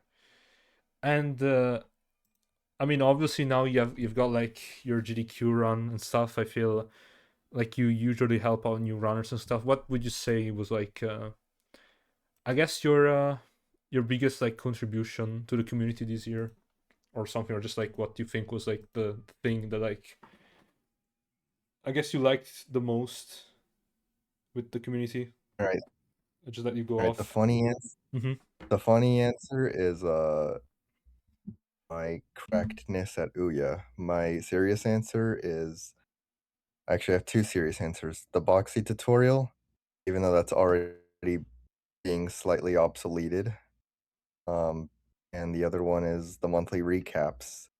Because I'll admit I kind of saw you guys were putting those out like 3 weeks late, and I'm like, yo, Robo, y'all need a recap writer. Mm-hmm. I Yeah. was like, yeah, I've done it a couple times and I'm off, but figured we had to go back home. Mm-hmm. Yeah, with the monthly recap this year, we kind of like saw a shift of like the people working on it, and yeah, now we have you on and a bunch of other people, including me, even though like I didn't like do anything for the last one, well, because I usually handle like I guess suck stuff, but I feel like especially this year, I have to say, it has had some of the best monthly recaps in like years. I think I really like enjoyed reading a lot of those. It wasn't even because like the content itself. I feel like some of them were like really well written. And I want to like shout out, and this is a weird shout out, but I guess this is technically not like like someone, I think that like someone will like find us good, but like remember for the last recap, I think you did events, right? Something like that. I think I saw the it was I think for the no, sorry, for the rack attack, section. I know that was completely intentional, but I saw that like you worked on that and like it was published and it wasn't like finished. It just like ended like in a sentence, and I thought that was like the funniest thing ever. But oh god, yeah, I don't know if shot. like yeah, it was so funny. But aside from that, you've done a lot of work on the recap that is definitely like admirable, and no, yeah, wait, that wasn't. I remember. Yeah. This now. Yeah, just cuts off a sentence. Yeah, no, that was intentional to cut off the sentence. It was what's your intentional. next? Well, I don't have a specific question, but I guess what are your plans? I guess for foreseeable future, at least like Wretched related, because you've got GDQ coming up and stuff.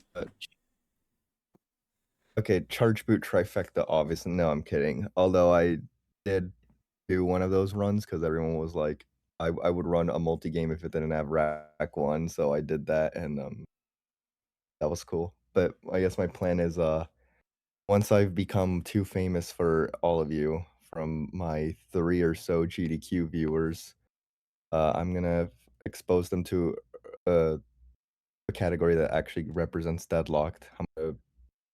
Or a bunch of categories that actually represent the game. Yeah, like all Exterminator cards. A better representation than any first one. Yeah, that's true. Kind of true. But I'll be going for like some good shit, like low 6 in NG plus, sub 40. Finally getting my well-deserved podium spot for any percent no LC, that stuff. And then after that, I'll move on to Ouya, and I'll play the NG plus categories in that probably. And I guess maybe I'll play that new any percent that y'all that's somehow faster than NG plus. Oh, like, yeah. How is that the fuck category? And it's still pretty insane. Yeah. It's like a fever I'm not dream gonna category. Yeah, it's also because like I need the top 3 to not just be people with brain worms, like some guy called like Turbulence or whatever. I don't know. That guy has yeah, like a lot of. that guy's The guy is problematic he's with the the one special ear. one. Yeah.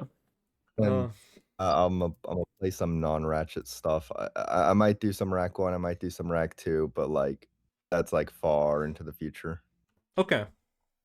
Yeah, I mean, I feel like you have a lot in mind. We have a controversial question from chat, which is Sinisar ask him if he sleeps with socks on or off. Socks on. Socks Whoa. on? What Really? the hell? That is very It just, controversial. I don't know, it just never. I'm not gonna fucking go that. I'm not gonna fucking go in detail, but it just. Oh, you doesn't have to feel explain right. yourself. This is the most important Exposed. question of all time. Exposed. It just doesn't feel right the other way. I don't know. It just feels wrong. I do not like it. Okay. Okay, Well, that's fair enough. Wait, yeah, do fair. No, it's fine. Yeah, we gotta save some questions. Yeah, we do gotta say some questions. So thank you, Seth, for being on. If you have any like last shoutouts or anything else you want to say, just go on. I want to shout out the true mainboard Ouya category, Ouya NG Plus restricted. In my heart, it's mainboard, but it's like that scene from Back to the Future where the dude Marty, he's like, I guess you're not ready for that yet, but your kids will love it. That's Ouya NG Plus restricted. Yeah, but no. Maybe one day. Maybe Could be one mainboard, day. I don't know. Gonna take a fair bit of convincing though, I think, because I don't think the mods Yeah. are very convinced. Yeah, the main issue is that there's not that much interest towards the category. But if one day more people like it pops off and more people are like interested in it, I think it could make a good decision to put in mainboard. But yeah, I'm sure though, if you keep rallying for it and keep bringing people to it, then maybe there's a chance eventually. yeah, oh definitely. The question is, would Torbulent run it, or is it too much? No, I would run worms it, for sure. him? Probably not that much though, unless it's mainboard. There's no soil for his brain worm. Okay, mods. Yes. Theory for Mods. president. True. Goodbye. Goodbye. Well, thank you for coming on. Thank you for coming on. Bye bye. Okay. So that was Sajbin. Next up we have Isaki again, which we can't get the other guy back because the other guy. he accidentally I mean Izaki VB got quote unquote caught up in an accident. So that's so sad. Yeah, it's so sad. I guess I can kind of like sum up this segment for Izaki. But Izaki this year, I feel, did a lot for the community. I mean, Izaki is one of those people who's always around for people asking for help, and he's always working on Rackman. And I feel like as the one who organized I think all the events pretty much this year, Izaki was an integral part of that. He did a lot of work behind the scenes. He was He's completely also very integral. humble. Yeah, he's very humble. So I think he definitely deserves to be on here. And Izaki is definitely one of, I think, of our most treasured community members. Just a great guy overall. So yeah. Next up, we have. Oh, that is me. No way. We have It's Scary. So Oh my God, I mean, it's scary. Shoutouts to It's Scary. Oh, shit. So I don't know. Let's I guess get It's Scary in here. Let's get It's Scary in here. Wait, hold on. Okay, hello. We have Oh It's my Scary in here. God. Oh my God, it's Scary. No way. No way. Absolute cinema. So I don't know. I guess you just ask questions. I don't know. Yeah. So I guess recently you actually got promoted, right, to mod Oh yeah, this year I guess it is. in It is. the Yeah. Discord server. Yeah. What's that like? What's it like being a mod? Well, here's the thing. I kind of don't really see myself as a mod, except for like when it comes to like making some of the decisions, I guess. Like if something gets brought up in mod chat or leaderboard mod, I just kind of try to get like my opinion across. But otherwise, I just like the main reason why I became mod. I think I mean I don't know if that is true. That's what I heard. Is pretty much last year I was telling Mobius, yo, can we bring Rack Attack back? Can we bring Rack Attack back? And like, you know, I wanna do these events and stuff. So he was like, okay, like you can just become mod and just do it. And that's pretty much just what I kind of done. And it just kind of, I kind of like being a mod just because of that. Because I just wanna make fun things and just make the community like You just more active. like the organizing part of it, I guess. Yeah, well, it's not really, I guess, the organizing part. It's just it just kind of makes something to get people excited. That just kind of, I don't know, makes me happy, I guess. I mean, it's just kind of cool to just see people active and getting like together for one thing. So I just thought I felt like I'm pretty good at organizing things. So like I should try doing it for like the community for something good. So in the way like so I guess to answer the thing you asked, like I don't really see myself as like a mod per se, but I guess more of like a community manager type thing. I just kind of like try to like make sure that like events and stuff that happen, I just kind of mainly focus on that. And obviously, I mean, personally, I feel like events are a really integral part in keeping things fresh in communities like this, or where basically all we do is run like old ass games, you know, like how long can you do that before it starts to get a little bit boring? Sometimes you have to just make some shit up and just have fun, you know, in different ways, doing races and stuff like that. Yeah. But I guess another question then is, do you have any more events planned already out now? Do you Oh wanna, yeah, like... obviously. yeah, obviously. So I mean, the main I guess the main thing I had in mind at the start of this year was like, so last year was pretty dead, so we just got out. I think I should as mod make new events and just try to get people more involved to see if like they would stick, if they like, you know, would work. So this year proved that like, I mean, every event I organized, or like obviously like shout outs to all the people that helped me as well, because like you included, Sinasar helped me a lot, Izaki helped a lot, Foas helped, Robo helped a lot for the prelay. I think it's really nice like seeing a bunch of people come together, and it's always like what I like. It's always like different people every time working on them. It's Izaki. It's like pretty much a constant, but then like you have some of the people like going in or out. And sorry for like, the tangent, but I just want to shut them out.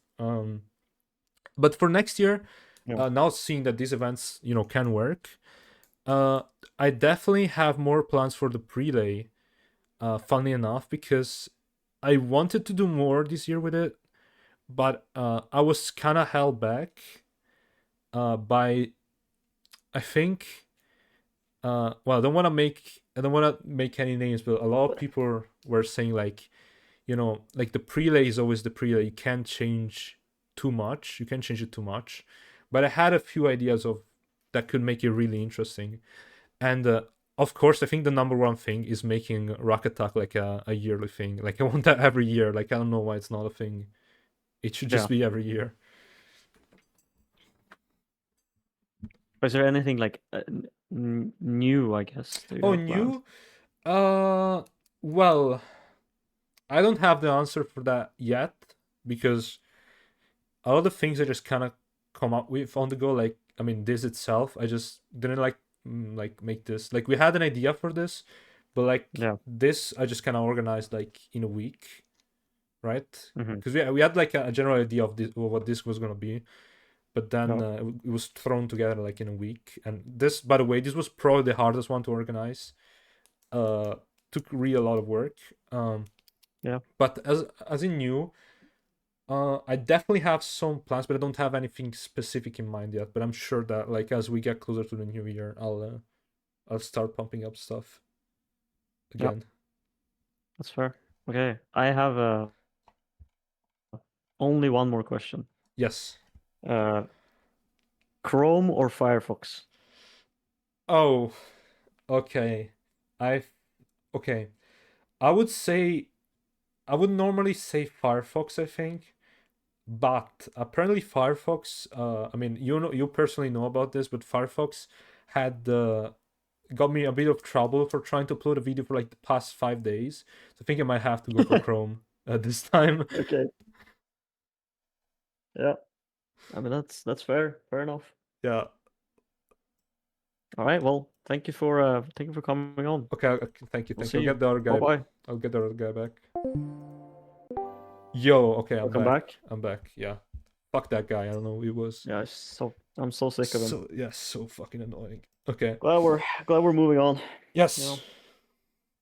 So next up we have for community member Robo again. Get a round of applause for Robo. Robo. Where's Robo? Let's get that back in. Robo, please. Robo, please. You will end up like me. You will ending like me. Okay. Me again. Yo. Hello, Robo, again for the Welcome third back. time. Hi. Hello. So, I mean, I clearly know, but I think like with I guess these nominees in particular, a lot of people like don't know. So what have you done this year, I guess, for the community? I mean, I've been around. I did a few. I did like I did a lot of the prelay. That was mostly me and Izaki. But other than that, I mean, I've been like, I am pretty obsessed with these games. Like, I wake up, I check Twitch and see who's streaming, and then I watch the old, and then I'm like seeing who. I'm always around, but I don't think that's.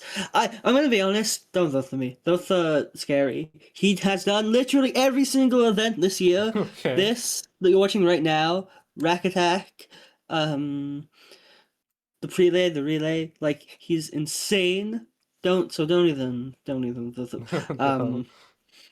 I'm sorry, but like, you just deserve way more. Zaki too. I mean, he's done a lot, but I think Yeah.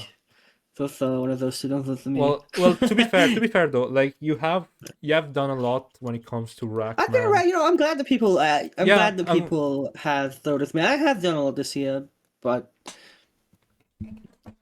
don't vote for me. Okay. Well, yeah. So, I guess okay. This is something I want to bring up in particular because it was something I was asking for a really long time. But remind me, what did you add to like Rackman this year? Oh God. I mean, that's true. Yeah. I have no. I guess we did a lot of stuff for that. Like Deadlocked is looking a lot more featured now. There's some extra stuff too that Thea wanted me to do for like 80%, but actually Zaki did a lot of that too. Mhm. Like, so I mean, yeah, I did do a lot, but that's just, don't worry about that. Just chill. Yeah, for sure. But yeah, I feel like I mean, you and Izaki have especially like helped me like a lot with all the stuff I've made. So I feel like without you, like some of events like would have probably like not come out as well.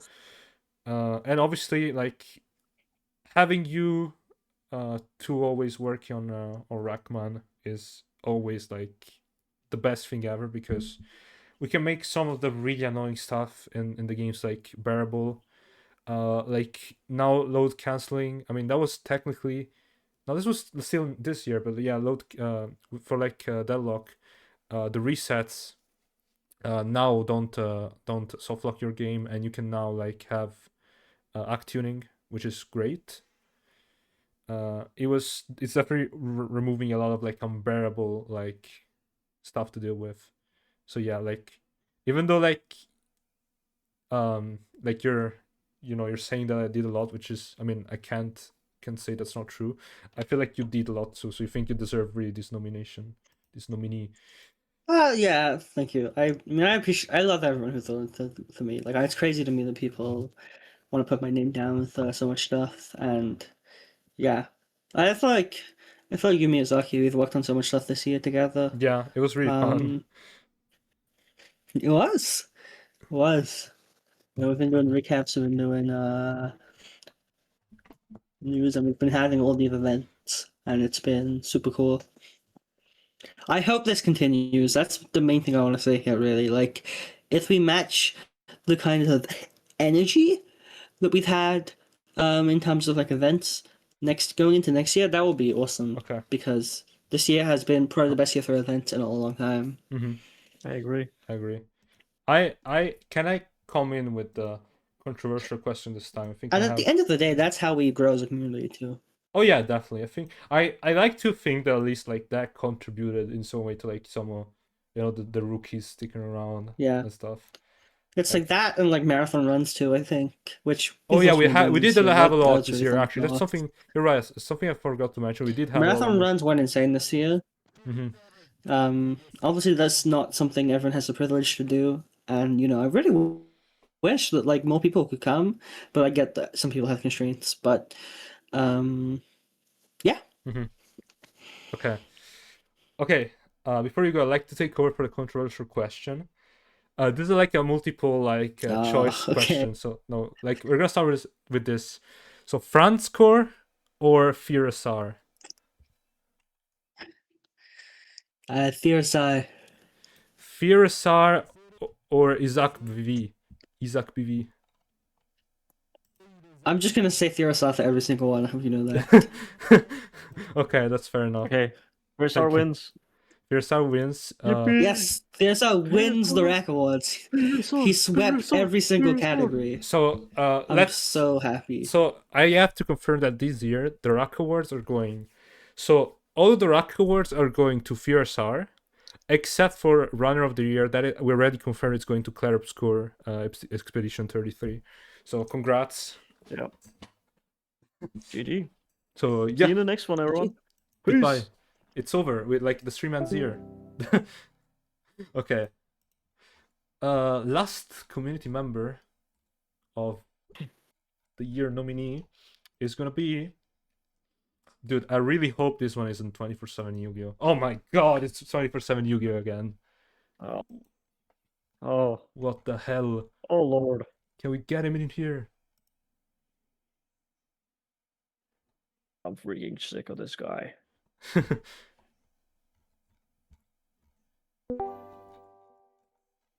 Yo. Hello, 24/7 Yu-Gi-Oh! What's up? Back again. So, I mean, I failed to mention it a bit, but I feel like you helped a lot in the community this year too. So, I guess we can do the same question. So, like, where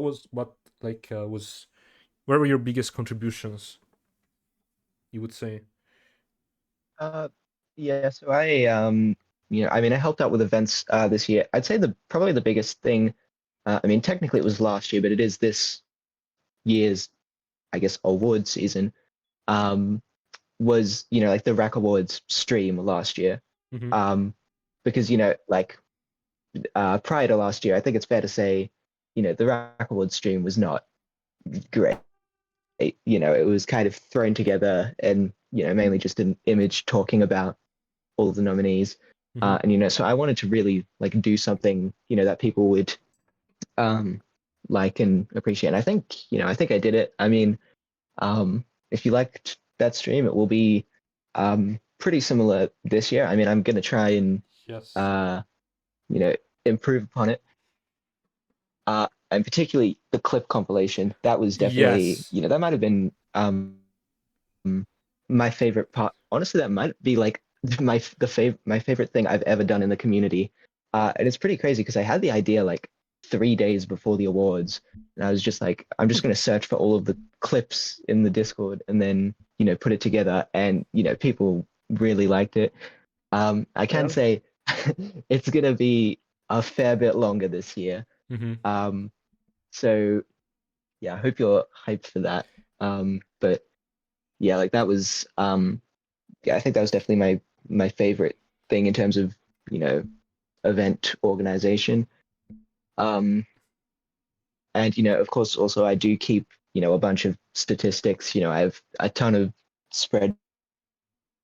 So, if you're ever interested about, basically anything you could want to know in the series, I probably have a spreadsheet for it somewhere.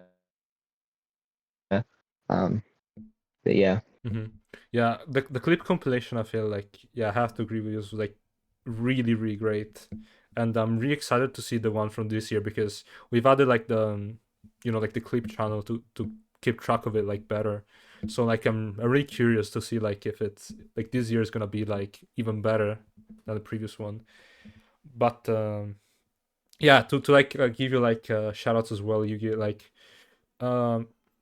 you definitely help with like organization stuff here and there where it matters. So I think like you're definitely one of like the community members who are always like down to like help out people. And it's I mean it's really nice, like again, like this award, I feel like the nominees have been like really great and deserving people. So that, I mean, that's nice to see, to like give them some like some credit for like all the work they've done. So I mean, Yeah. I have a kind of like a tricky question, but Tricky question. I guess you kind of mentioned it, but like, are we like gonna expect like, is there anything we should expect for like the Necroc Awards? You might have planned.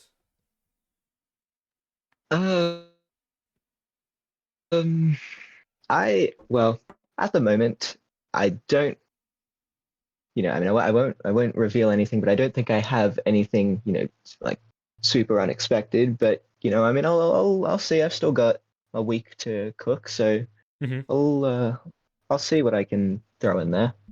Yeah, fair enough. Yeah, I mean, definitely. Like, if you like last year's stream, then it should be pretty good. Mm-hmm. Yeah, I'm definitely super excited for that. Yep. So, okay, who has a controversial question? I do. Okay, there you go. Yugi, would you rather be blind or be deaf? I mean, probably deaf, I think. Okay, but here's my point. If you're deaf, how do you learn the Todd missile skips? Yeah. True. That's Well, gonna be hard. actually, I do some of the missile skips, just like looking at my audio on OBS. Like, I don't even What the put, hell? like, What? No, that's I cheating. don't- No, that's I don't- cheating. Ban this guy! Ban this guy! That's hacks. That's hacks. Yeah, I don't actually like It's actually pretty smart. listen to game audio for Cortog most of the time. So yeah. That's actually really funny. Yeah. Yeah, it's actually cool. So for Todd Runners, we got like an exclusive strat just dropped here casually. During the nominees. Yeah, That's remember actually that when smart. you vote for Strat Hunter of the Year. Yeah, exactly. Like Cool. we need, like, this guy is like some other level. It's insane. He's been hiding struts. But yeah, thank you, Yugi, for being on. Any last shoutouts? I actually don't know if this is this last time we see you. I'm not sure. So yeah, any shoutouts?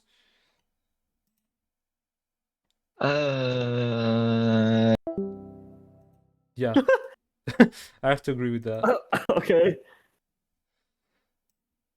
So Well, those were the yes. community members. Big shout outs to all of them again for the incredible work. And Yep. the next category is gonna be, get ready for it, video of the year.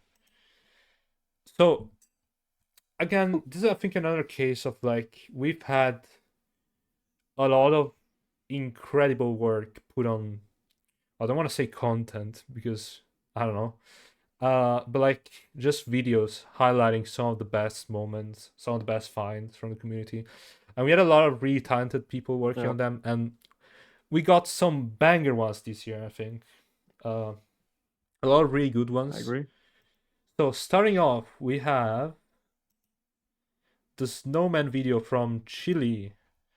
So it's another case of we have asked Chile for the questions, and I'm gonna have Turbulent read them. Let me send them to you. Yep. There you go. So for those who don't know, Chile made a video about obviously like the snowman Ouya strat.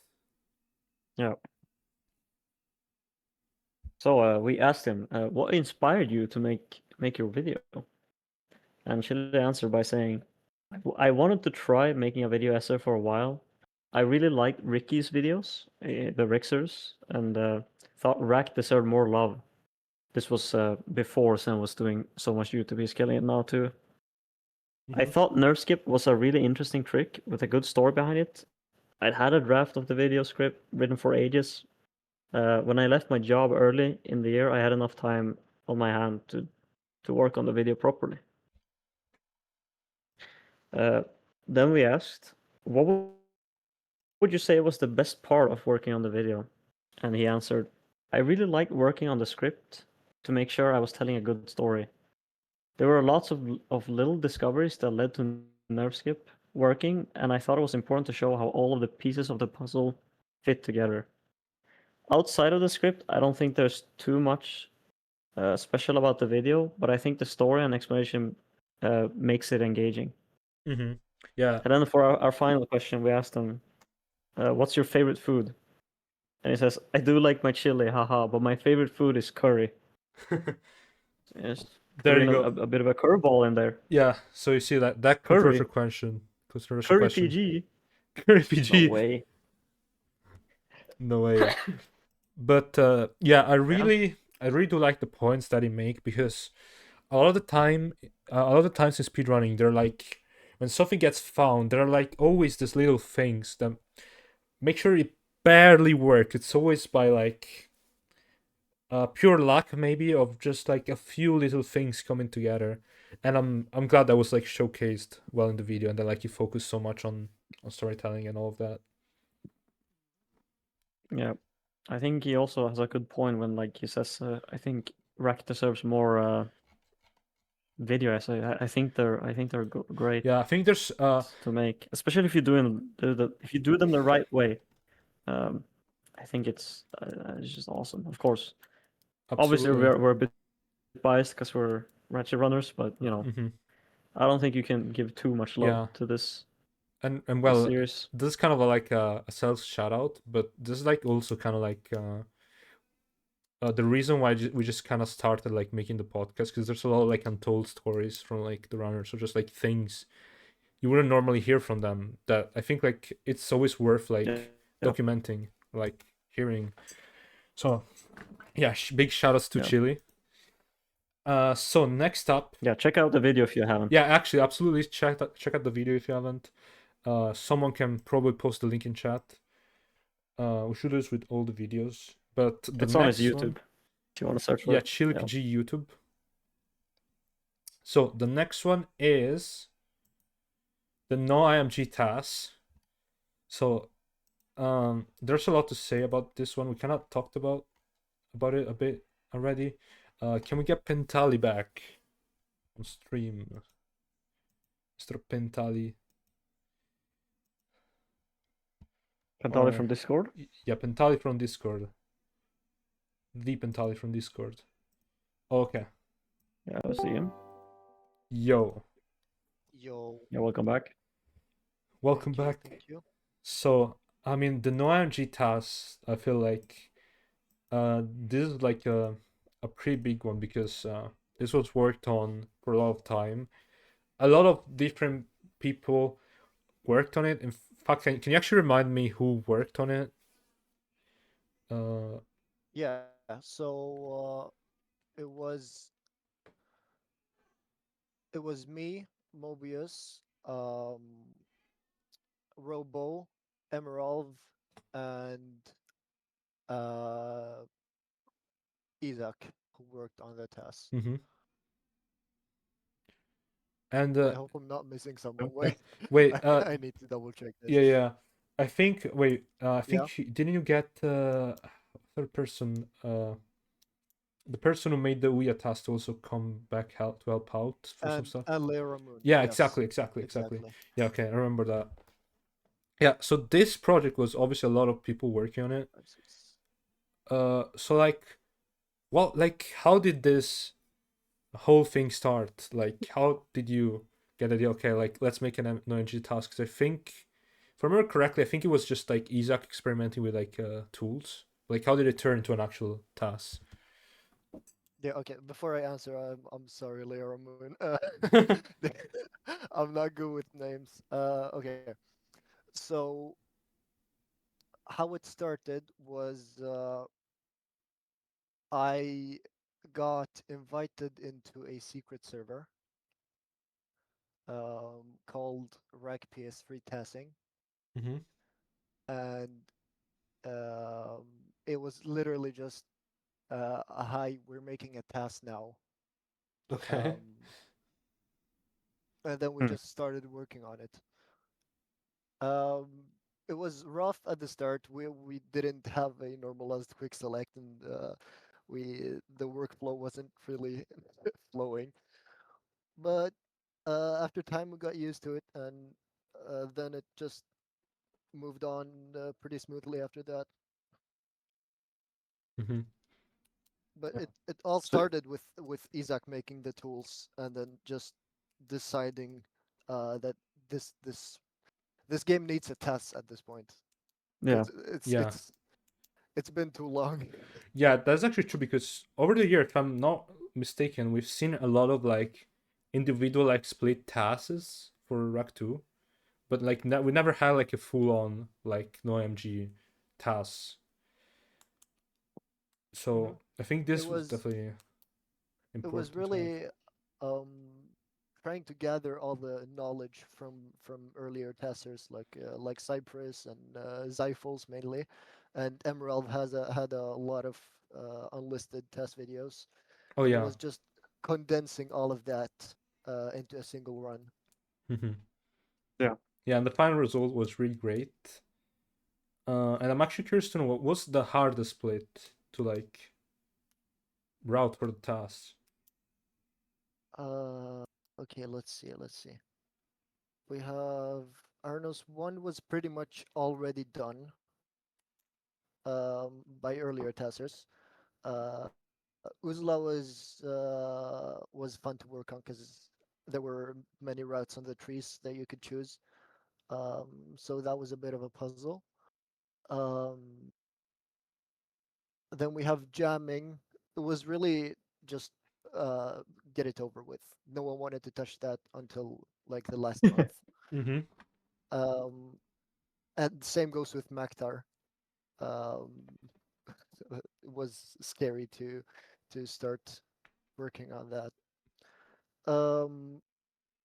Barlow was pretty simple, obviously, and all the ship levels too were pretty simple. Notek had a couple iterations. Siberius had the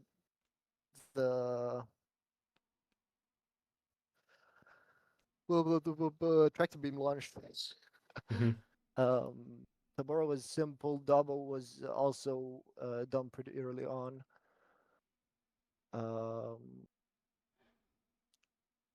Arnos 2 was another one that Robo did pretty early, and then she started redoing it. Then new tech was found, so she started redoing it again, and then new tech was found, and it just kept going on like that. So that one was Yeah. painful. But the worst one was probably Siberius. Yeah, And I mean, it seems really hard. I really can't emphasize enough how insane it is that Moon found that setup. Hmm. Because that was an RNG clown fest, plus non-RNG stuff that you can't really control, like how the pillar moves. It was Yeah. absolutely crazy. Yeah, and I mean, all of your efforts paid off into like a really cool project. So that was amazing to see. Yeah, I think we're all really proud of how it turned out. Mm-hmm. Yep. Okay. I remember the premiere. That was it was heat. A big watch party for that. Do you want to do a controversial question? Yes, I think it's time. So, controversial question for Pentali. Well, actually, I don't wanna like this time. I'm gonna just ask you like a normal question instead, kind of normal. But what was your favorite planet from the TAS?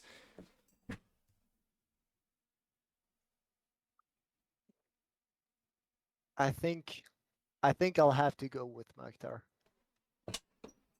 Yeah. Because it really shows off the absurdity of what you can achieve with Rack 2 tests. Yeah, fair enough. It looks really sick. And Maktar was also a collaboration of like 3 or 4 people. Mm-hmm. Yeah. So that was fun. And my favorite one to work on was probably I didn't work on it a lot, but Tadano. Oh, Tadano. Was optimized by 5 different people. Mm-hmm. Who all worked at it at almost the same time and just iterated and saved 2 frames here and 5 frames there, and it was really fun to see. Mm-hmm. Yeah. Yeah, that's cool. Okay, thank you, Pentali. One more question. Oh, you've got one more? Okay, go. Shoot. Would you rather feel cold all the time or feel sweaty all the time?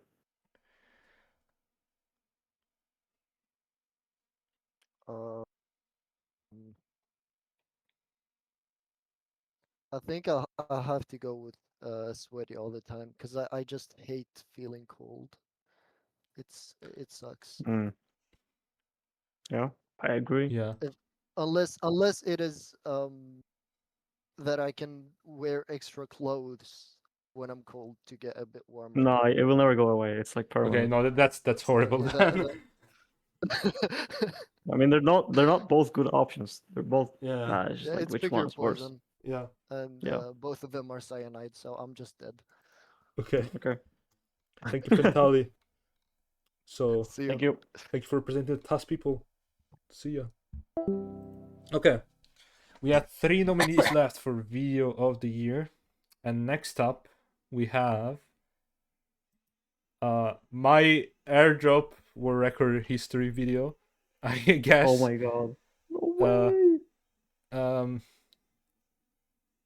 The way. Yeah, Jonas, I was so really surprised to see this on here. Just explain the video, I guess. So, so for the people who didn't see, you can find it on my YouTube channel. It's scary. I know it's very original. I made a video about the for record history for the Deadlock IL level. Individual level airdrop, which is known for being an auto scroller, and I made this video. Where pretty much I just explained the history of it by just going over all the people who got the same time over and over again, and then ended the video with a twist because there are actually people who actually it's one person who did not get world record in airdrop, and maybe it's the real only winner. And that person is Satchbeam because they actually managed to lose time in an auto-scroller by upgrading their weapons in airdrop, and that loses you time. And I think the funniest thing, so this video, like was pretty much meant to be a meme video, but I don't think most people realized like the true purpose of it, because in the background, like the editing, you can see it's very like it's not very invasive, it's very like subtle. The reason why that is because in the background you can see me playing airdrop, and that is my actual submission as an airdrop world record, so you can find it on the board, and that is verified as an IL. So that was the main idea behind it. I was playing and recording the video at the same time, and I did this with some other ILs, and I mean it's pretty funny. I'm glad that some of the people liked it.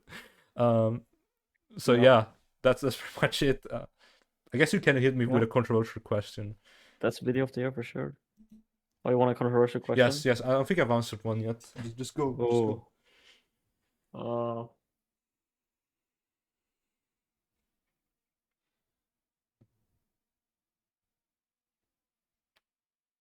I'm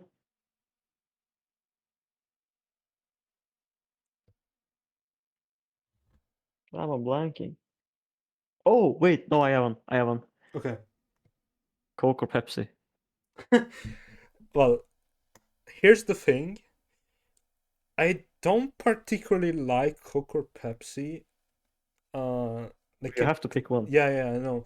Like I don't really like them as soda, but I think if I had to go with one, it would probably be Pepsi.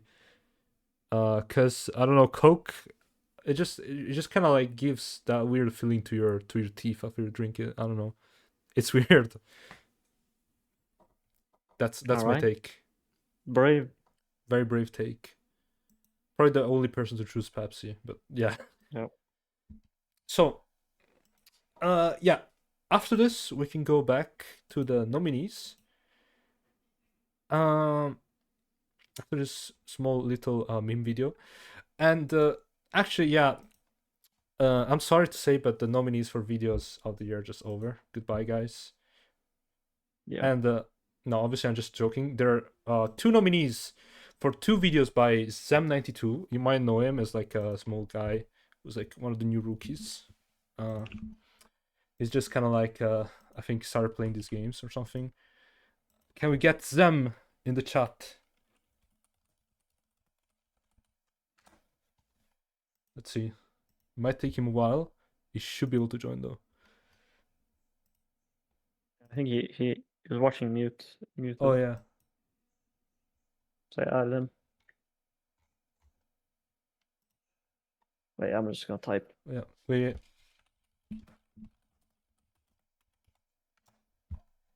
Okay. We got him. Oh, there it is. Yeah. Hello. Oh my god! I feel like I just got whisked into Narnia or something. What? Have you guys been the whole time? Yeah. Oh, Yes, this is the Rack Award venue. It's very serious. Very exclusive. Secrets. love to be here. How you guys doing tonight? I'm doing pretty well. We're doing great. How about you? I'm doing good. I've just been kind of like sitting around and such. It's been a pretty uneventful evening. Yeah, well, it's about to be pretty eventful because your Markedia video and The Trick That Ruined Ouya got nominated for Best Video of the Year award. So thank you for the nominations, everyone. I appreciate it.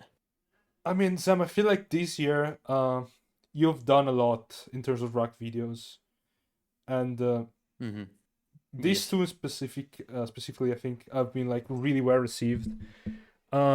So, I mean, I think the first question that comes to mind, like, is what made you like decide to like go back to like, well, you've done that a bit last year as well, if I remember correctly, but what made you decide to focus like so much on like Ratchet projects this year? That's a really good question. There's a very long answer that I won't give you all. I'll try to do my best to condense it. essentially, a lot of what I have been doing over the last year and a half of my life is, you know, I know a lot of you guys are on the younger side of things, and maybe you guys have gotten a bit of a taste of this, but sometimes in life you wake up and you're in your 30s and life has not gone the way that you expected it would. And at that point, you kind of have to make some serious choices and have some serious conversations with yourself. And essentially, around September of last year, I was like, okay, well, I don't really know how to like get my life to where I want it to be just yet, but I'll start by just trying to live a little bit like healthier and better and with more respect for myself. And essentially, when I started walking this path, I didn't really have a goal in mind, but the longer I've been walking the path, the more I kind of realized that like the answer had nothing to do with like changing who I was, and it had everything to do with like embracing who I was on like such a foundational level that like my belief in myself became unshakable. And so the reason why I came back and really started going hard with Ratchet again is that I was like I don't know, like I spent so many years just like going back and forth being like, do I love this series? Do I not love this series? Do I want to spend time on this? And I just like, it kind of started out as a little bit of an exercise where I was like, okay, well, if I don't know how to make the content that I'm like that I dream of making, you know, like if like the, you know, with all the fucking glitz and glamour. Oh, sorry. I don't know if this is a PG-13 show or not. No. Of you know, of all that. So you know, I don't know how to do all that, but I know how to make Ratchet content. And so, you know, like let me start by just sticking to what I know and seeing if I can challenge myself, I guess. Like, you know, it's like for years I was always like, you know, I've been in so many conversations with Ricky where, you know, he'd be making these video essays and he would ask me if I would ever do them myself. And I'd be like, I don't really think I'm ever very interested in that. But then I was like, why don't I just try? Like, what's the harm in just trying? Mm-hmm. And, you know, it was like immediately after I started trying, I felt so stupid because I was just like, why haven't I done this sooner? And so I guess my goal with the videos that I made for this year and really all the Ratchet stuff I did is that I just wanted to lead with the love that I had for this series first and foremost. Like I know I'm you know, like in a lot of ways, like I'm Mr. Streamer Man, or like you know, I'm super competitive and like super intense about all this stuff. But at the end of the day, it's, you know, the foundation of all of it is that like the reason I started doing this in the first place is just because I just love these games, man, and that's what it's about, you know. And you know, there's so many. It really is an honor to be nominated alongside these incredible videos. You know, like it's so cool to see people giving real content a go, and like you know, not, you know, obviously the efforts of everybody have been great, and I encourage everybody to continue going. But like, I also especially want to give a shout out to Chili as well, because his video really did inspire me a lot. Like, you know, seeing him embrace this style and do it so well, I was just like, you know, like it's his first time even doing something like this, and he's absolutely killing it. So, you know, it's like, whenever I try to make these videos nowadays, I just try to think of like, okay, well, like what would Ricky do? What would Chili do? What would the community actually want to watch?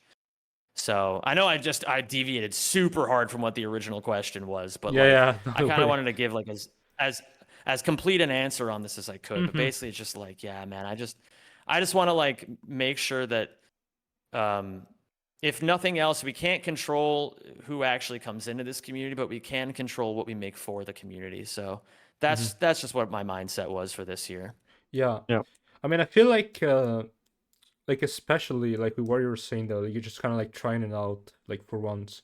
I feel like I kind of see that Yeah. with the videos, because I feel like over the year, like you've gotten like at least like the writing like got better like with each project, and I feel like you really like got really good with these two videos in particular. Yeah. So I think there's definitely a good reason why they're here. Yeah. I think there's. Well, I appreciate that, and yeah, I think like there's certain things I feel like, you know, like everybody else, like you know, we all have things that we feel like we're very naturally attuned for or talented for, whatever terminology you want to use, and some things we really struggle with. And I feel like writing has been something I've really struggled with, but I'm very glad that it's, you know, it's you know, when you I'm glad that it's getting better, you know, and I'm glad it's obviously getting better. It's not just me like trying to like to be delusional, be like, oh yeah, it's definitely getting better. You know what I mean? So yeah. I have a question. Yes. Out of these two videos, which one did you enjoy making more? Ooh. Which one did I enjoy making more? I think honestly, well, for me, it would have to be the Boxy video. Only because like I don't get me wrong, I loved making the Marcadia video too. But the Boxy video was very special to me because that's, I mean, I edited that one myself. And that was just a totally different process where like at first I was really scared and I struggled a lot, and I like wrote the thing and rewrote the thing and rewrote it again, and like it just, I couldn't get it right for a while, and eventually after the ideas started really clicking and the story came together in my head, and especially as I started getting more familiar with whoa, sorry, there was like an explosion that just went off right outside my window. As I started getting more familiar with Boxies as well, it kind of felt like more of like a full circle kind of thing, where, you know, to go from being somebody who like, you know, really despised Boxies to now I really like them. I think they're really epic. And so I think it's just been a like, Marcadia was amazing, but I think this has just been a much more complete vision for me, or like a complete experience. Yeah, I mean, I think it turned out great. I think this is, I mean, in my opinion, it's probably your best video ever. Thank you. I really appreciate that. Which is cool, because it's like, it's more I guess what do you call it? It has more like integrity. Is that the word? I know what you. I know It feels what you like mean, it comes more directly from you, I guess. Yes. Yeah, and that's been something I've really struggled with over the years. Is like, you know, nobody really knows exactly how to get started when they first start. And so like, you know, when I first got started, I was just like, oh well, I see people doing these like fast things and quick snappy edits, so I'll just try that. And you know, eventually over time you start to like, the video creation process I feel is a lot like speedrunning, in that like after a time you start to realize it really is just a reflection of you and your personality. And the more I've accepted that, and the more I've tried to just be more like honestly myself in my videos, the more I feel like they've become a lot more relatable, which is good. Yeah. And well, someone in chat reminded me, shout out to like that video you play every time someone asks you why you're playing in German. That's actually really cool idea.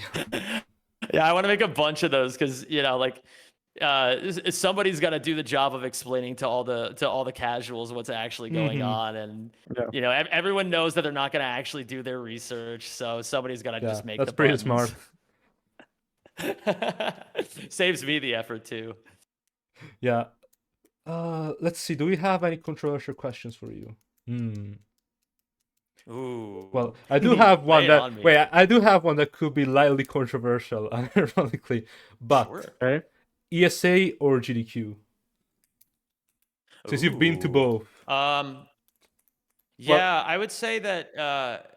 Well, I don't even need any more clarification or anything on this one. This one's pretty slam dunk for me. I do enjoy ESA more, and the, you know, it's nothing against GDQ itself. I still think the event is amazing, but it's not quite the same for me. Where it's like, GDQ was always where me and my homies would always just go to like party for a week and like get smashed and just do a bunch of crazy shit. But like a lot of the people that I kind of grew up with at these GDQs don't really go anymore. And so, you know, it's like usually when I go, it's just like me, Lunk, and Skits, just like, you know, just vegging out for like a week straight, just playing Brotato or whatever.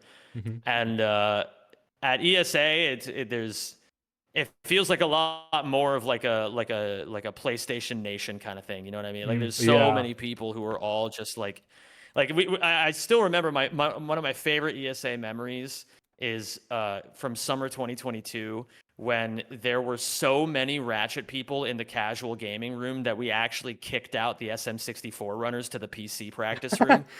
And, I've heard of that. and truly one of the most surreal moments of my entire life.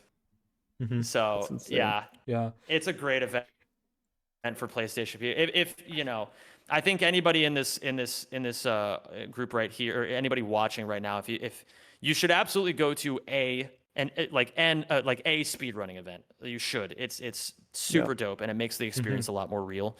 But if you're European or if you're American and you got it like that, or like, you know, whoever and you got it like that, you should go to ESA. It's a really sick event. Yeah, I would say like I'm genuinely really surprised by the amount of people that actually come to ESA that are from the Ratchet community, because it's kind of surreal. I think like we're probably one of the most like the biggest community at ESA, probably after Spyro, but seeing the amount of runners that actually show up to ESA, it's kind of insane, because I feel like it's something that not many communities have, where you can just like hang out with the people like you talk to like the entire year, and it's it's amazing. And like you said, there's there were a lot of runners in 22. In 25 we had a lot as well. Yeah. In terms of retro runners, sadly you couldn't join. Hopefully for next year though, we like get a new record. We gotta get a new PB of like the amount of ratchet runners that actually show up to ESA. So yeah, I'm definitely going to summer for sure. Oh, that's great. That's definitely. And I hope as many people go as possible as well, because that'd be super sick. Yeah, all the people that came last year, that like was, you know, their first time, and I've heard from them, like, you know, asking them just like, oh yeah, how did you find ESA? They all like really liked it, and they just like want to come back next year. We're all eager to come back, so that's that's always great to see. Yeah, it's gonna be sick. I have a question. Yeah, go on. Rice or pasta? Okay, well, if I'm eating it with a dish, then I'd have to go with rice. But if I'm gonna eat it with my hands, then I'm gonna go with pasta. That's an interesting response. I kind of agree, actually. Yeah, so yeah, get some cheese, and like if you really want to have like a fun experience, eat some like spaghetti with like a lot of like sauce and cheese in it and stuff like that, and just eat that shit right with your hands. Don't even bother getting a fork. Spaghetti, butter, and salt is actually like that's fucking awesome, to be honest. Oh, if you put cheese on there as well. Holy. Well, I don't know about that. I don't know if that like surpasses like the Italian test, but maybe. Yeah. I have to say though, like rice is incredibly really good as like a side dish. Like it goes well with like almost anything. I agree. It's really good. Yeah, you got me thinking about the rice I want to make later. Yeah. I'm getting hungry. Yeah. So true. Anyways, yeah, that was those were great answers from you, Zem. Thank you for being on, and obviously good luck with the award. And obviously thank you, and thanks to all the people like who make these amazing like videos this year, because I think this one was definitely stacked. A lot of really good effort from different people. But I have one more thing I want to say. If that's okay. Just to add on to this, I hope that next year even more people make Ratchet and Clank content. And the reason why I want that so badly is because it does not have to be amazing. Don't think that you need to have like all the skills or anything like that. Just find something that you actually really care about saying, and then just make a video on it. Because I'm telling you all, like, it's crazy how much this stuff works.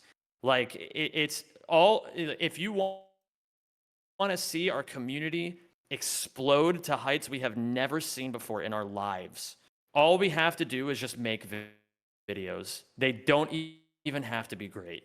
Just Cool. make them. I think And it's eventually people will find them. I think it's an effort of like passion, pretty much. Like I Yeah. feel like you can always see Yeah. that shine through the video. Even if it's a bad video, I think sometimes you can tell that like some passion was put into it. Yeah, genuine passion is the thing that hard carries videos harder than anything else by far. No one cares about, like, people will adjust to anything. They'll adjust, like, if you hate your voice, even if they hate your voice, they'll adjust to it. If they hate your editing, they'll adjust to it. You know, but you can't fake passion. That's the one thing that has to be there. Mhm. But anyway, Yeah, that's all I so gotta nice. say for now. Thank you, Sam. That was great. Thank you. Thank you for Thanks for being having on. me. Yes. See ya. See ya. See ya. Okay, so after videos of the videos of the video of the year nominees, I can't talk. Sorry, chat. We have two categories left. We have Strat of the Year. So as we discussed with some of the Strat hunters, we got like different, I guess, like opinions. Like, you know, this year wasn't as stacked as the previous ones, but we still got, I think, some pretty solid strats. So let's start off with the first nominee, which is the Delok any % LC route. So this was the efforts of Robo, Izaki, Mobius did a lot for this. I also kind of helped test the thing here and there. But for this, we have also sent some questions to Mobius. And here are the answers. So wait, I'm gonna have Torbulen read it again.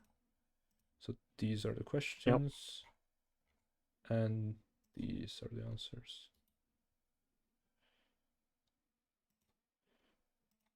Okay, there you go.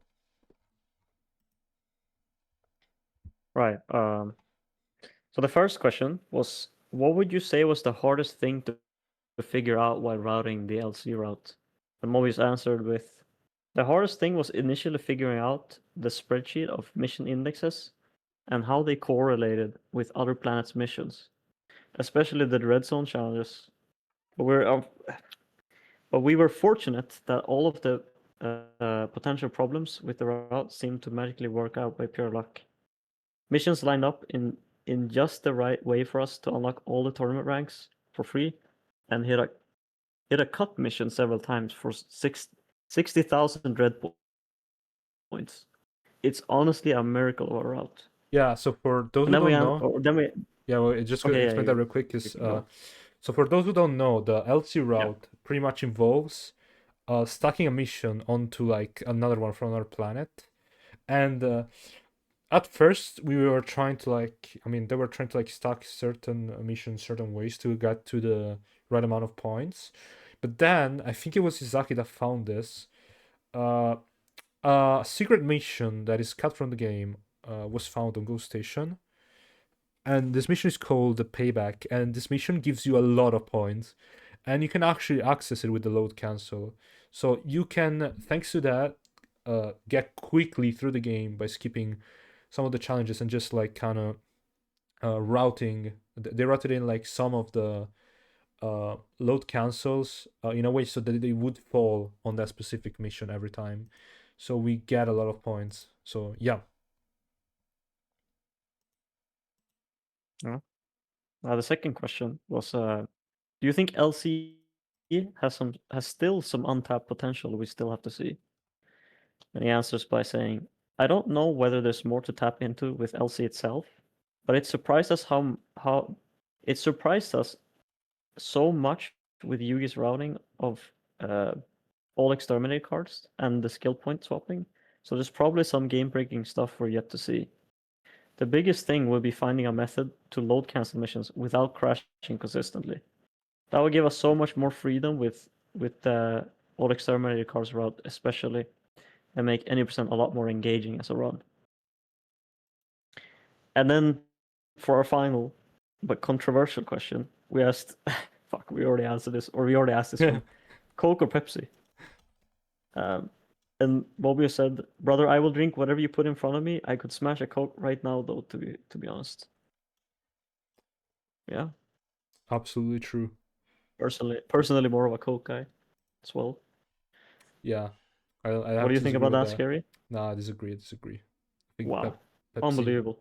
Pepsi is better. Hate this guy. But next up for Strat of the Year, we have Raktu Kanglide. So for this, so pretty much we've seen a lot of views for Cam Glides. This was towards the start of the year, I think. And I mean, in this, I think it was a lot of effort from Izaki. I think Mobius helped again as well. This was originally found by Fairy, so I had Fairy write a quick speech. I guess I can read it. So they did like a quick recap about how they found Cam Glides and like all of that. So I'm gonna quickly get that out. Okay, so they said, I was hunting for strats for max percent at the end of 2024, and because of swingshot less any percent route debut, I was wondering if there could be anything to get swingshot earlier in Daku instead.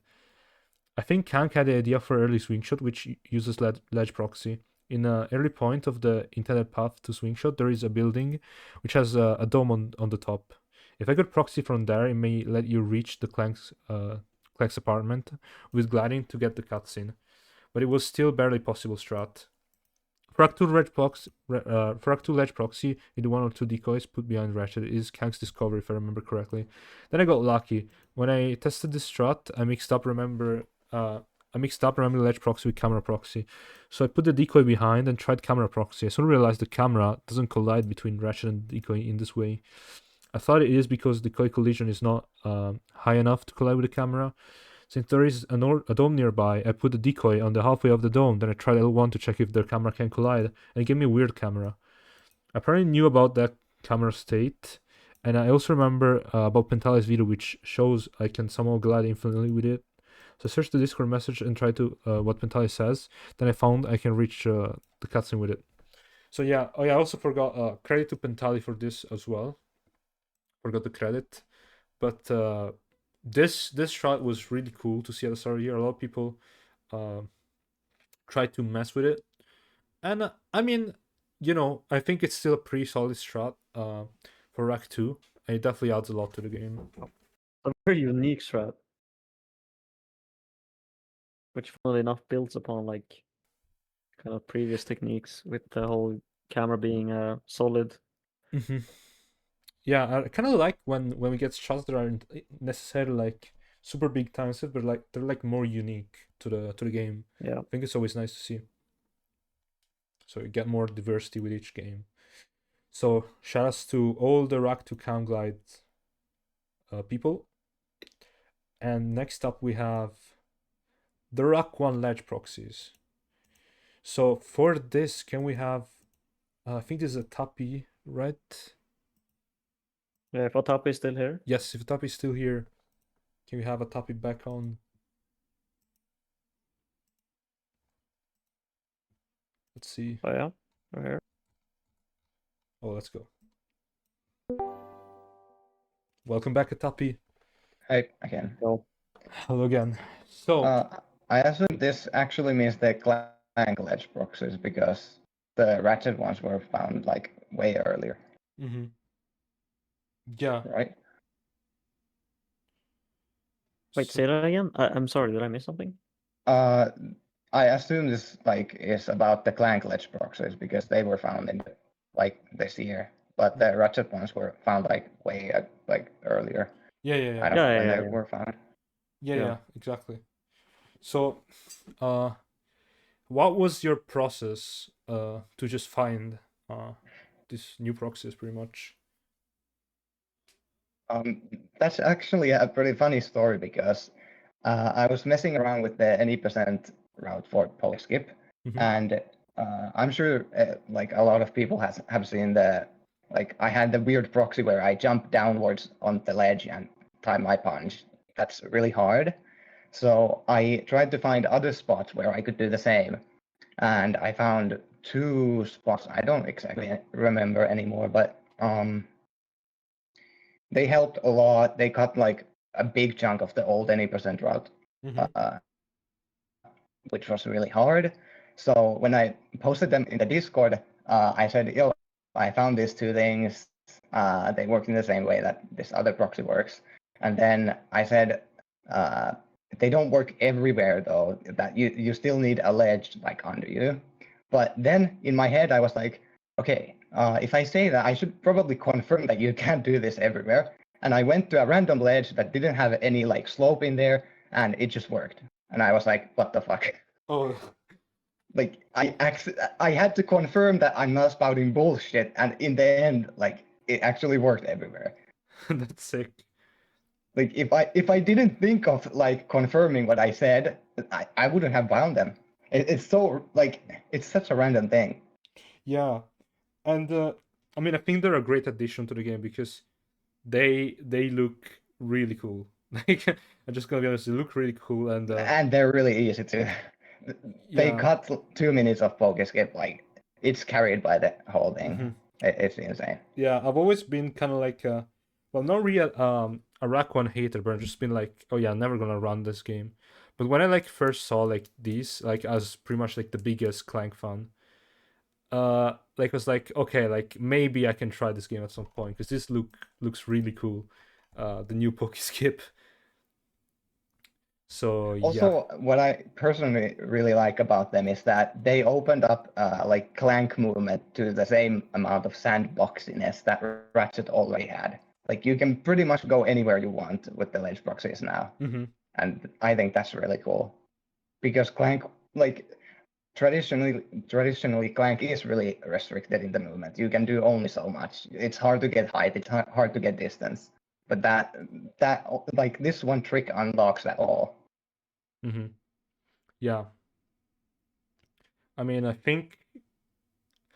I hope that even more gets found for Pokeskip because it went from like being like, you know, pretty much like not a thing at all to being, you know, possible but hard, to being doable, to being easy pretty much. Well, obviously like you need to put in like still a good amount of practice, but I think I really hope that we can still like find, you know, more cool stuff to add to Pokeskip and, you know, make it like even a cooler split.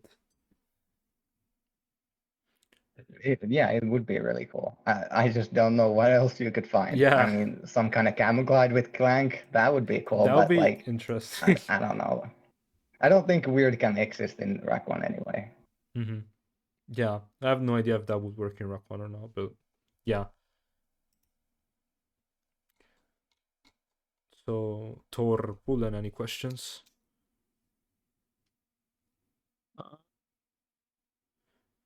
I think we can go No. straight to the controversial question then. This one, let me see. So,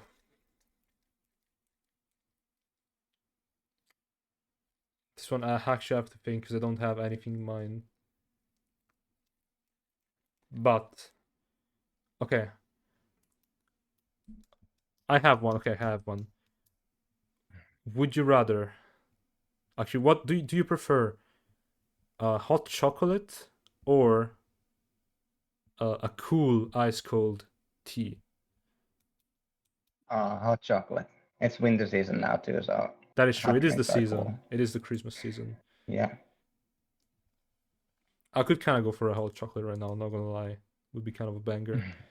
But yeah, thank you, Talpi, for being on. Yep. So yeah, see ya. Yep. See ya. Bye. Okay. So we have 2 nominees left for strategy here. The next one is AC Inferno skip by Joao. We briefly mentioned this with while talking to Joao earlier. Can we get him back? Yep. Joao is here. Hello, Joao. Yo. So, we talked about this earlier because I was really curious about this strat because it looks really cool. So you said earlier that we were looking for something else, like you weren't specific, like you found this like on accident. So I guess the main idea was like were you like specifically trying to like find a time save in oh, we lost Joao. I think yes. Oh yeah, Mike issues. Hello. Sorry. Oh, don't worry, don't worry. Ah, you're good. You're good. Yeah, what I wanted to ask is like while you were looking for this, like were you like already like specifically looking for like a strat like useful in like the other categories or like all collectibles or Hondo, or you were just kind of messing around because you said you were just kind of testing stuff.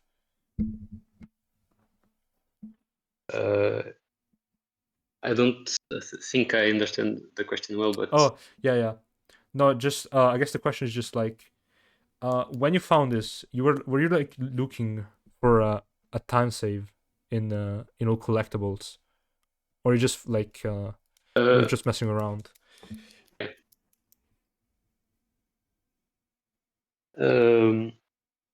Yeah, I usually, unless I watch the run of it, the Mhm. big time saves are usually from random that I can that I want to explore like Kiwi stuff, level stack, other new things that happen to me, and like those ideas, all those ideas that I see in the run that I come up to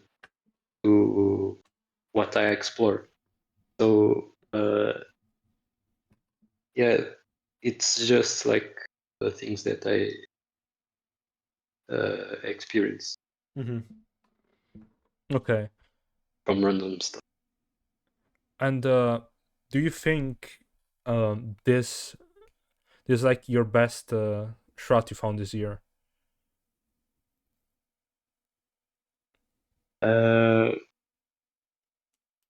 Like all those stars that I found that are all in this year.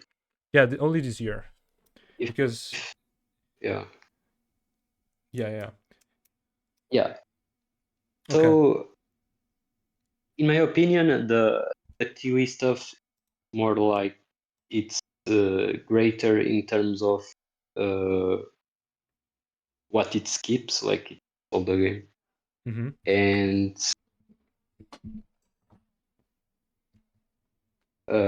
in my opinion, it has more knowledge or more out of the box thing, and it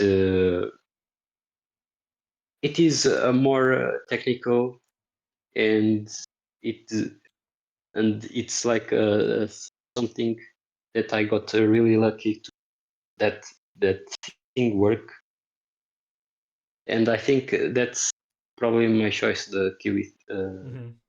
Yeah. The Kiwi thing that I found. Yeah.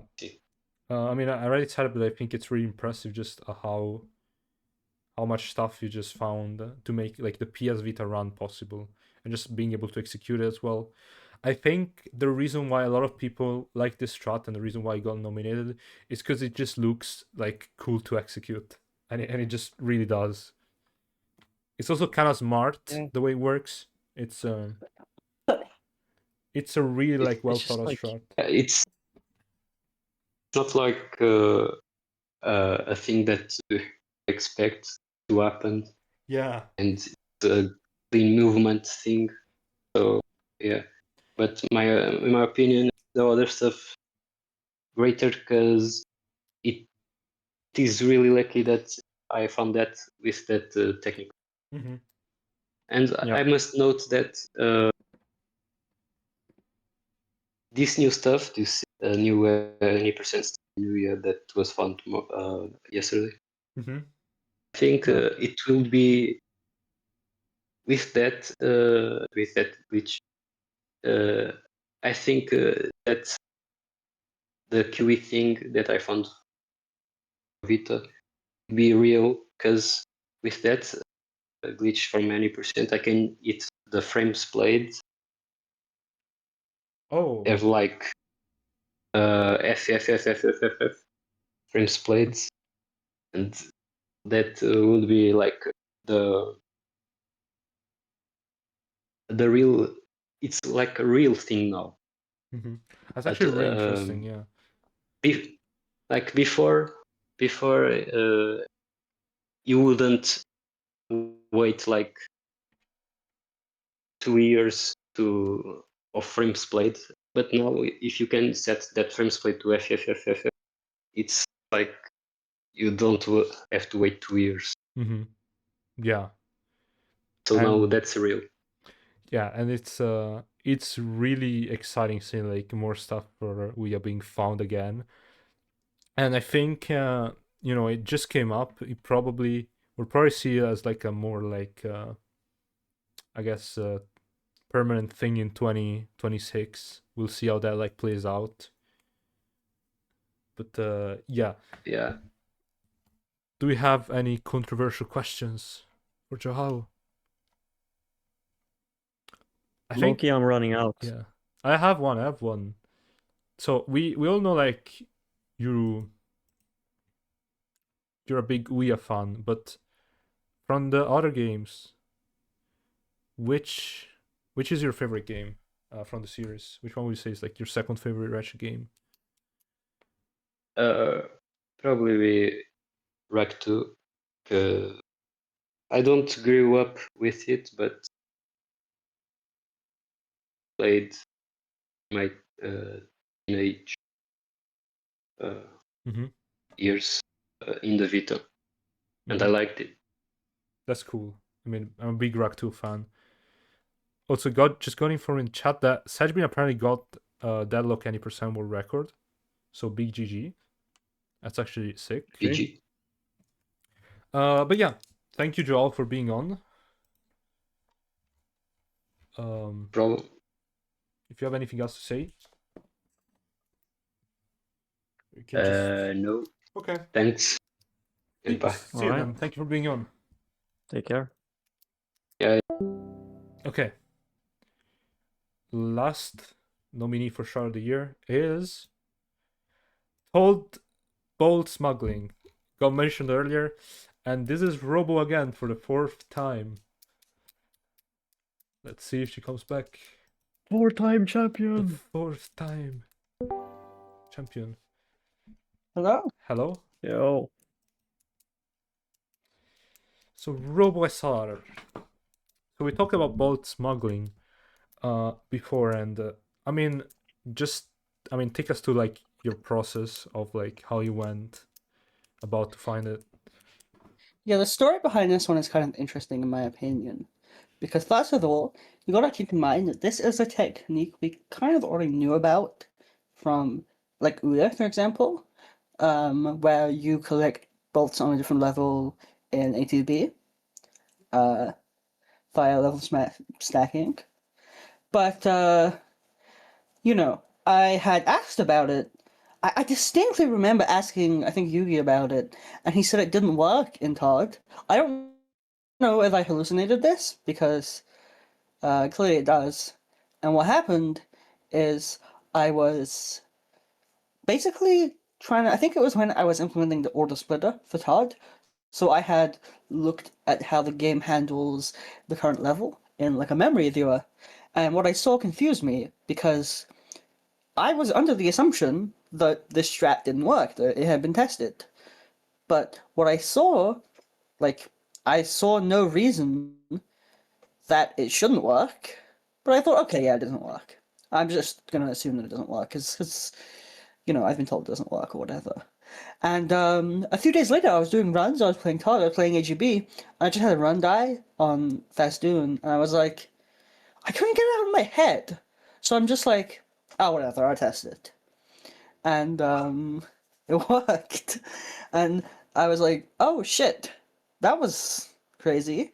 And we had to do some like confirming and some testing with like memory as well, just to make sure like this was a valid way to complete the game. Like we want, like, for example, creating new bolts, that the bolt would actually show up as corrected. But yeah, we did that, and then we spent the next like day basically just rounding out what the route would look like in terms of which glitch loads you would do and where would you, you know, how would you collect these or which one in the run.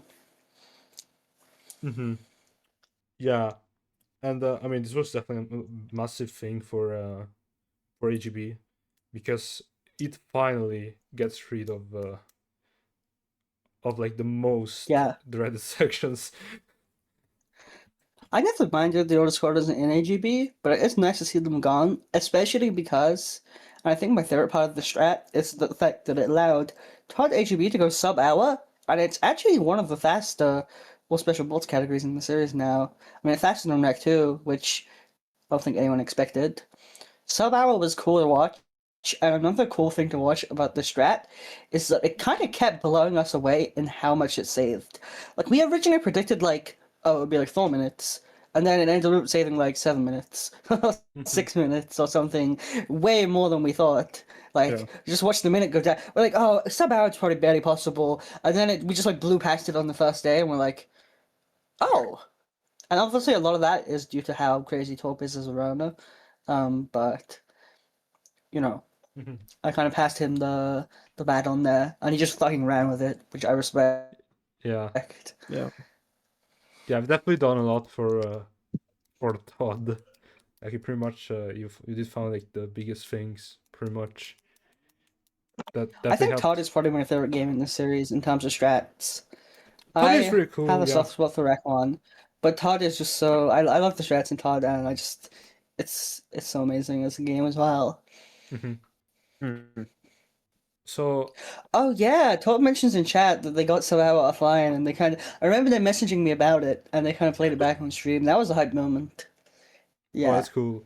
I just think that's such like an interesting bit of history. The category, like, it was quite cool.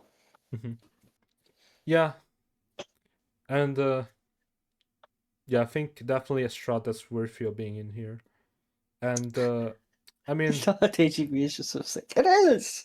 It is. It kind of is. I mean, it isn't. I mean, I kind of feel like Todd AGB was kind of like up at one point like the most popular category in Todd. That a lot of people like wanted to run it. Like a lot of people just started playing Todd because of AGB. But yeah, I mean, anything else you want to say? I mean, it's your first time in here. You might as well like host the show yourself. Yeah. I have been here a lot, yeah. Do you have any controversial questions dude, for us? Torp just got so. I feel so sad that Torp didn't make Runner of the Year. They definitely deserved it. Like, for what going on Todd here, the CEO That Todd is went kinda crazy, true. and But we are biased. there are third definitely party. people who appreciate everything crazy that has gone on this year in Todd. And hopefully, it maintains momentum, because last year, another crazy year for Todd. Do I have any controversial opinions for you? Yeah, questions. That's interesting. Controversial questions for us, yeah. I would ask, what is your favorite type of bread? Oh. I feel like Turbuna has probably a bad opinion about this one. Sourdough? For me, it would probably... That's actually a hard question for me to answer. It might be kind of like the German pretzel type bread. I forgot what it's called. But any like kind of like crunchy bread I also really like. So yeah. Yeah. I love it when bread is crunchy, but for me, I like it when it's a bit like older. I like it when it's a bit almost like stale. Yeah. Moldy and stale. Yeah. I see what you did. I see what you did. Yeah, thank you for being on again, Robo. So Yeah, this is the last time, I think. I hope. I hope, but we don't know. We don't know. Surely. right So now. I'll see you. Surely. I'll see you guys. I'll see you guys next week, right? Yes. Wink, wink. For Yes, sure. absolutely. Records. Yeah. Okay. Bye. And just like that, we're down to the last category, which is run of the year. So, I mean, this year had a lot of activity, a lot of runs, but which ones were the best? It's really hard to narrow it down, but we start with the first nominee, which is the 34 for rack 20% by Scotto. Now, Scotto barely missed the window for being on, so I had him write a quick speech.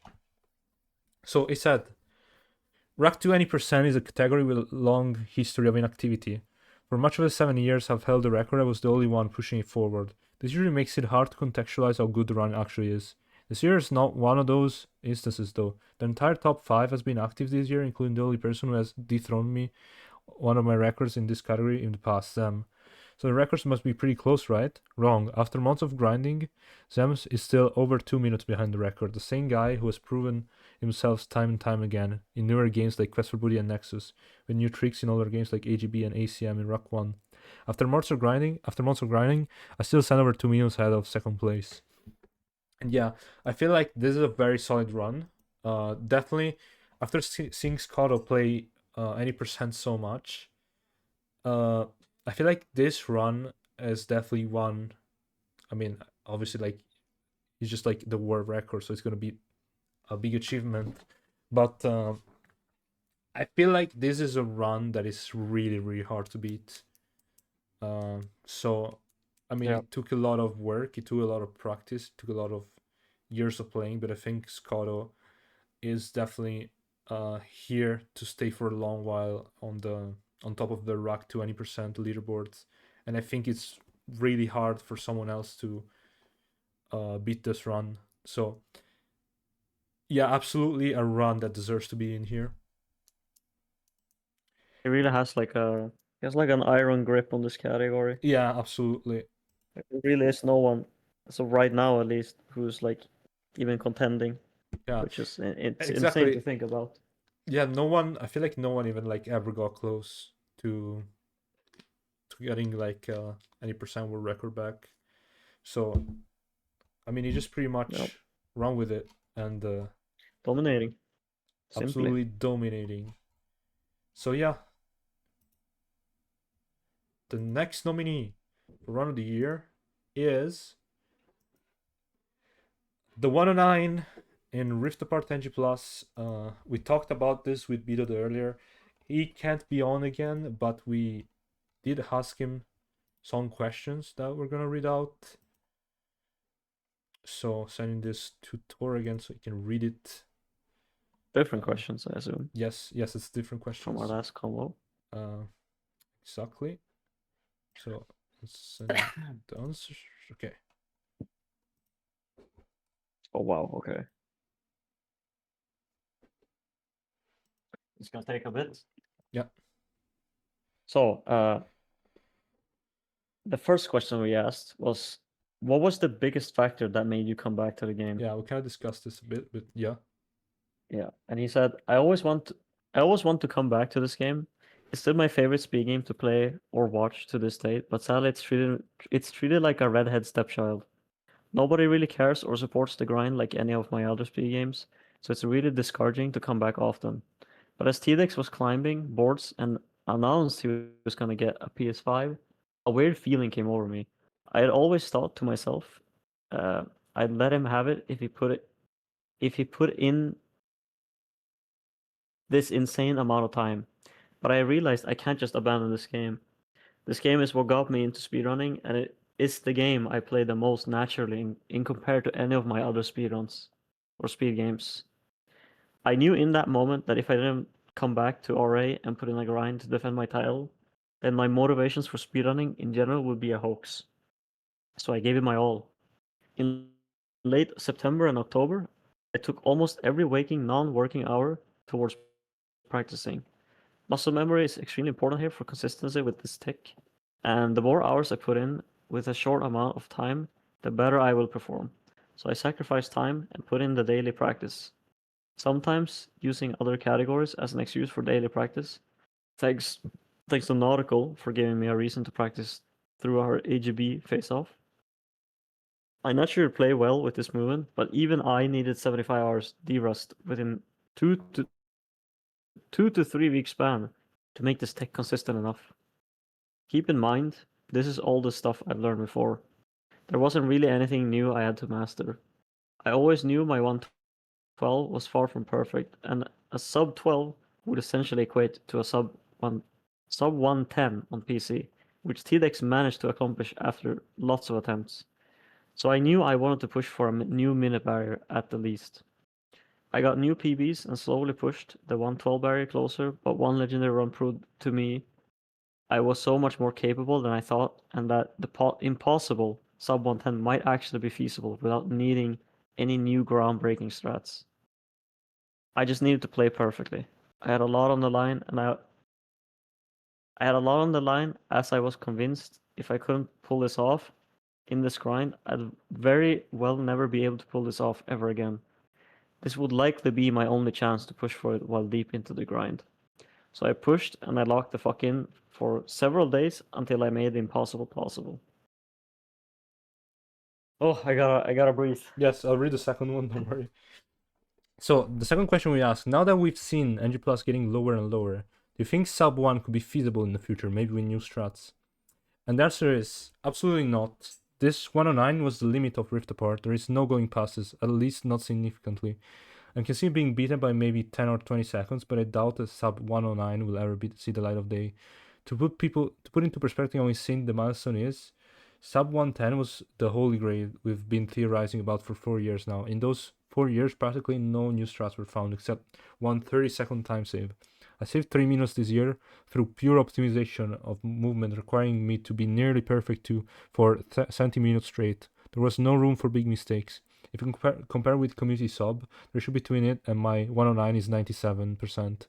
I guess most Ratchet records are about 93-95% ratio, but it's even more insane when you consider how close that is for a 1 hour plus hour run. To add on to that, I've spent thousands of hours running and strat hunting in this game. I know its limitation, what's required, and what triggers can never be skipped. Could there be small optimization or more perfect gameplay that can push it to a 108 some days? It's always possible, but I wouldn't be surprised if we ever see another minute barrier in this category again. Even with nearly perfect gameplay, the real thing that scripted off enough seconds for me to get the sub 1 on 10 was the fact that I achieved 6 combo golds in this run.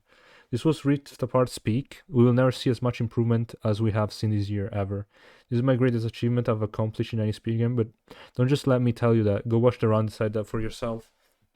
So yeah, obviously, this run was insanely close to con gold. So it's, just like Bidod mentioned, it's pretty impressive considering this is like more than a 1 hour run.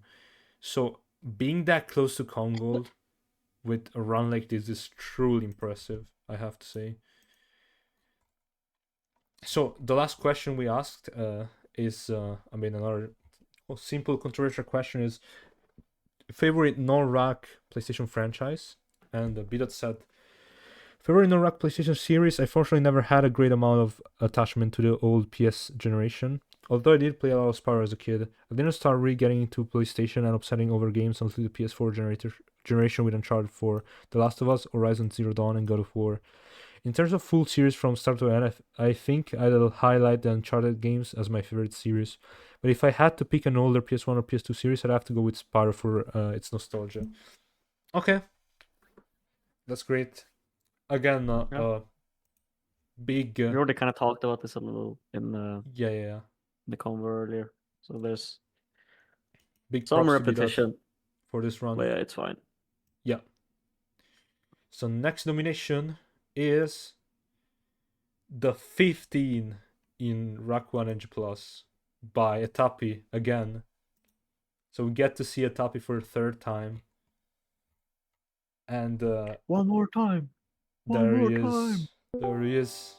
Hello, welcome back. Hi again.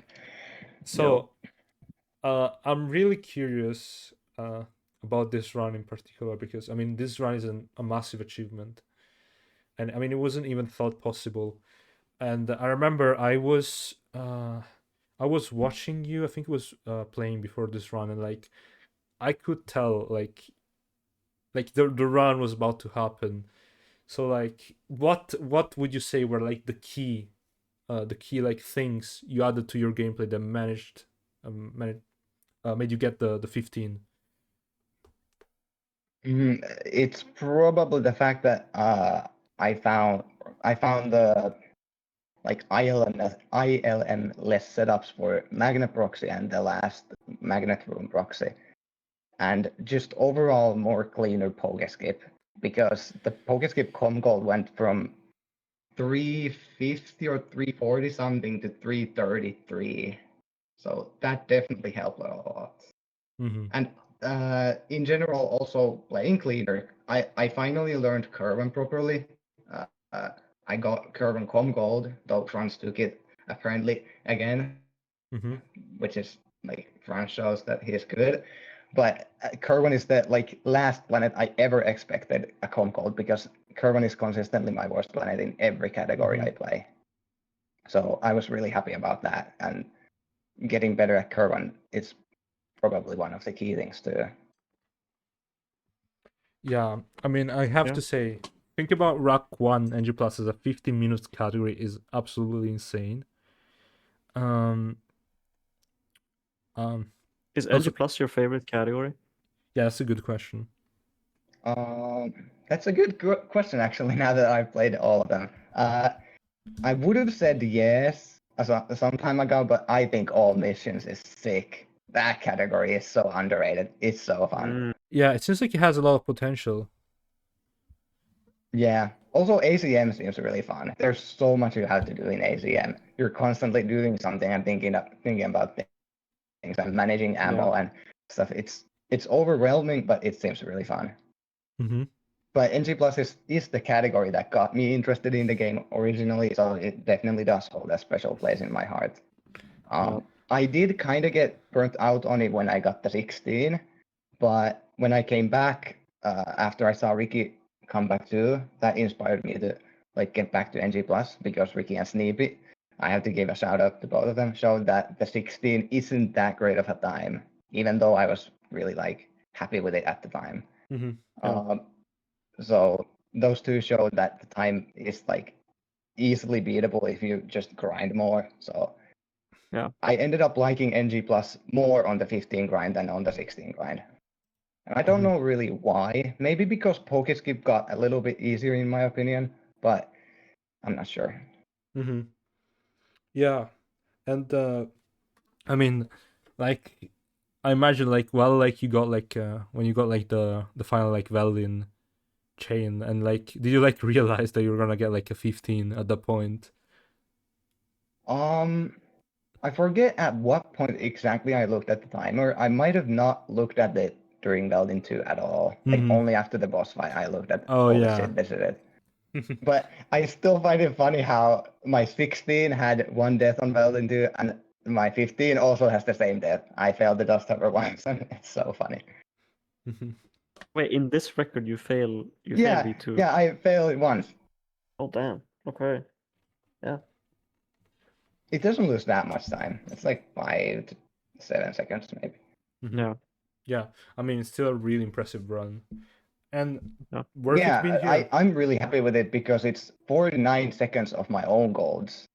I thought having like a minute and little plus on it, like from your own gold, is a really good time. But going under a minute is like exceptionally good for me. I'm like really happy with it. And I think it's still less than a minute from com golds too. But if people keep lowering the com golds, it won't be that for long. Yeah, we'll see. I guess there's definitely something to see for what's in the future of Rock 1 NG Plus. Can it go lower? If it seems like it can, but we'll have to see.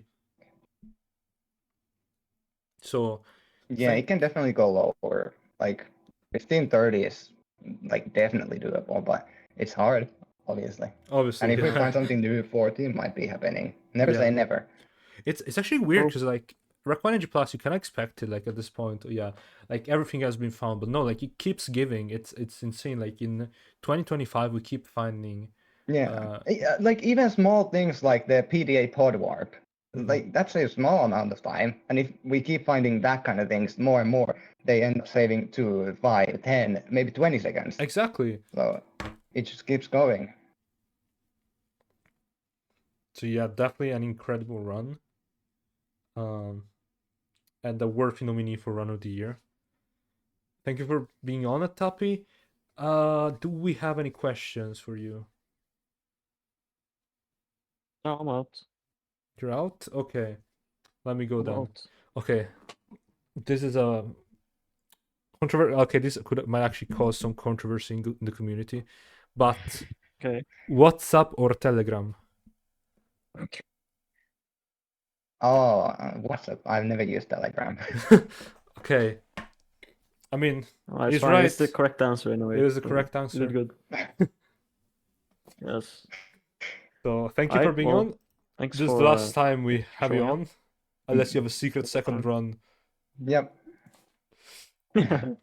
We'll see. I actually don't know. Maybe I do. He's hiding. Maybe. But yeah, setting We'll his see. runs. Yep. we'll see. Thank you. Bye bye. Thank you. Thank you. See ya. See ya.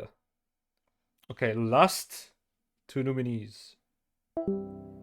And we have the 558 BL mod by Fear SR. Oh my god. BSR! Fear SR! SR! Let's Fear fucking SR! go! Now, Fear SR is another case of we couldn't get him on because of, Australian times, sadly. Yeah. But we did It is what it is. send him some questions. Fear is always like nice to see him getting nominated in something because it's definitely, I think, one of the best runners we have. And let's see. So our first question was how much lower do you think NG Plus can possibly go as of right now? And he says NG Plus is weird because it's so unbearably inconsistent at the moment, just simply due to the nature of the tricks in the run. I think if you sink in a century into it, you'll get it down to maybe a 554 or something in that range. But I don't see anything lower happening without new strats. So yeah, I don't remember, but I think it's probably like, isn't it around like 10 seconds away from subs or something? yeah, it's something crazy like it's that. really, really close to subs. I think it's Yeah. it's even less than 10 seconds, if I remember correctly. It's kind of insane. And then our second question was, would you say you're more proud of this NG Plus one or your no IMG one? And he says my NG Plus one is definitely better since I believe the no IMG run could go down by another minute barrier. I think a short category with maybe 3 more seconds to save is much better. It's a much better run than a longer category with maybe 30 seconds to save. Which is, yeah, it's fair. Then we asked him, controversial question, Björn Borg or John McEnroe? It's just Borg every day. True? Those who know? Those who know. And then we asked, if Scary and Torbullen were tennis players, who would they be? And he says Torbullen is Rublev because he has that just unyielding pace that never holds out, and Scary is Alcaraz because he's a jack of all trades. It's true. So thank you for that, Fearsor. This is a reference, clear reference I to the agree. Jack of all trades from Secret Agent Clank. He did this one more. Yeah. I got chills from that So, reference. obviously, insanely good run. It's NG Plus sub 6, obviously. Thinking of NG Plus as a 5 minutes category, again, it's pretty insane. It's a run that's super close to Kongold, and generally like a great run. It took a while for Fear to get it, and now he's focusing on 80%. So we'll also see where that goes. But I mean, definitely deserving to be here, Phil. Yeah. So for the technically, well, you see that in a bit. Last nominee is Ouya NG Plus by Turbulent. But we actually have another one after this because we got 6 nominees for runs. So that is who did get this run? I don't remember. Who got Ouya NG Plus? What? Hey, stupid. Why does it say 734? Does it say Am I crazy? 734? Yes, it does say. Is the 9 being cut out? I think it might be. Or am I tripping? Let me check. No, that's just a 4, I think. It's just a 4. Okay, it's amazing. Yeah, it is a 39. Fuck. Let me fix it. Okay, it is a 39. There we go. Okay, yeah, the Ouya NG Plus, pretty much. Yeah. So, Turbulent. That's me.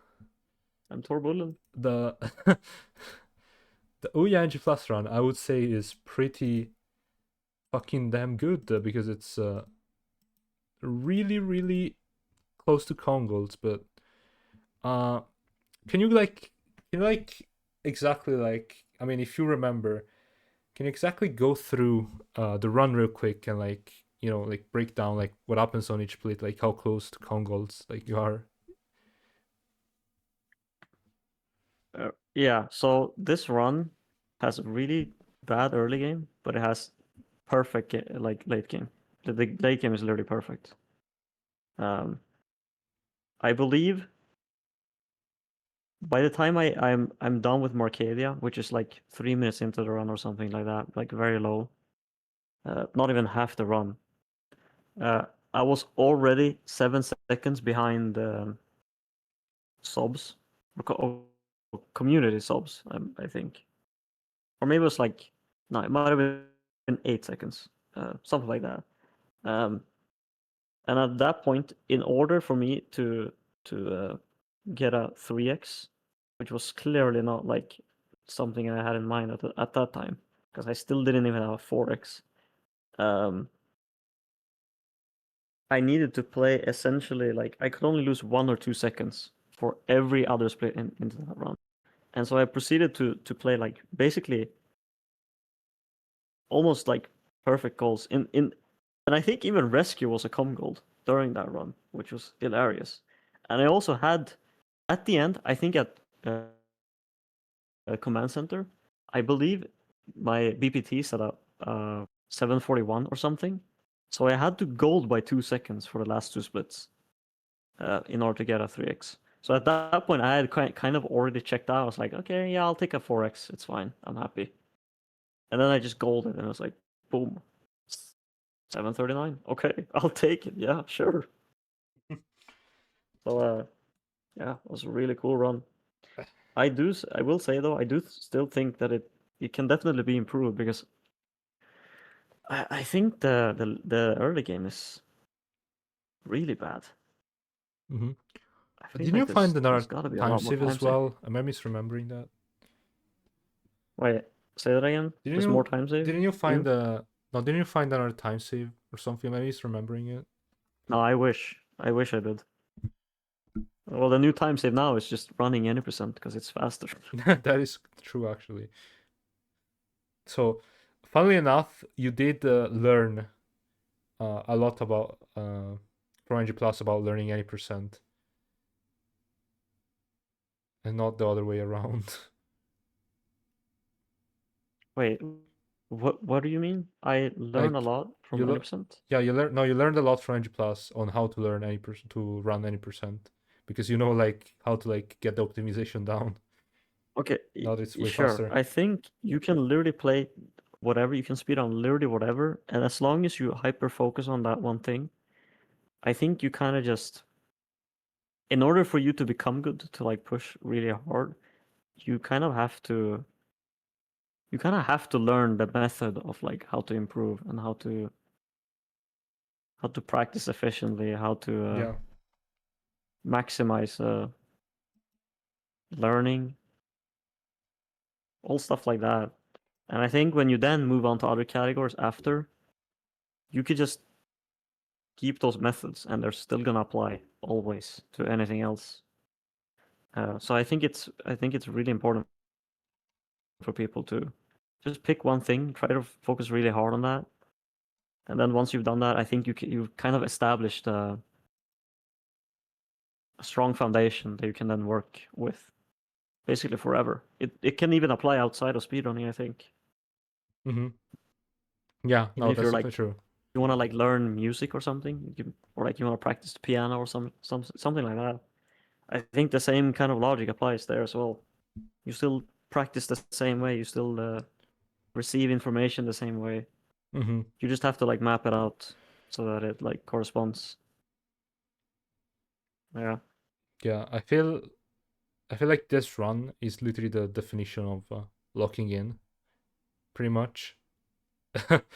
So, yeah, it Yeah. can be improved, but it's still Even though like it's kind of accidental, but really yeah. great run. And I mean, let's see if I have a controversial question for you. Okay, go ahead. Let's see. So, okay.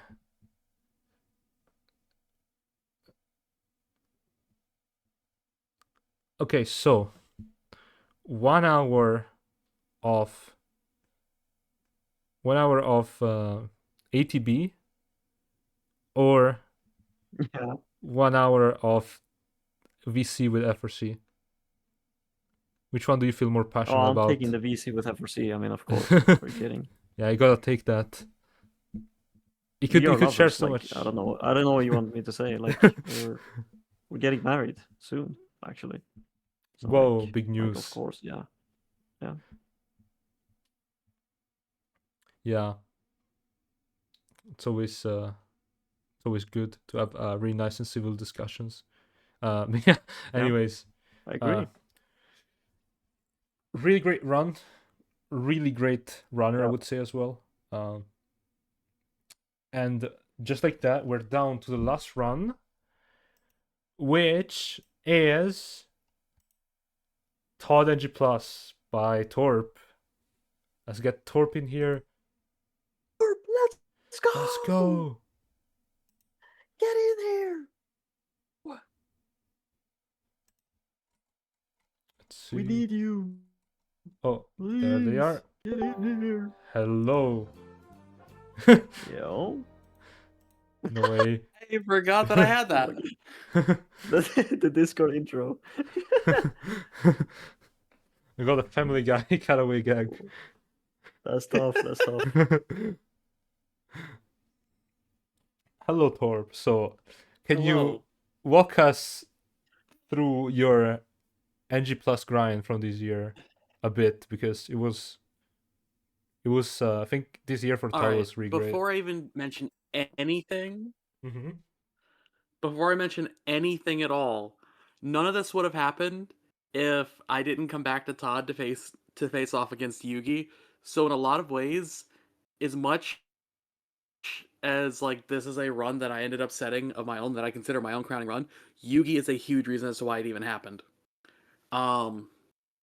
Basically in life stuff outside of my control, I've talked about it on stream a couple times. For a solid like year after my grandma had passed, she was the person I was close to in my life. I was just basically completely like aimless, directionless in life or whatever. And it took me a while to even get back on my feet. And even when I got back on my feet, I just didn't have the drive to grind for a long time.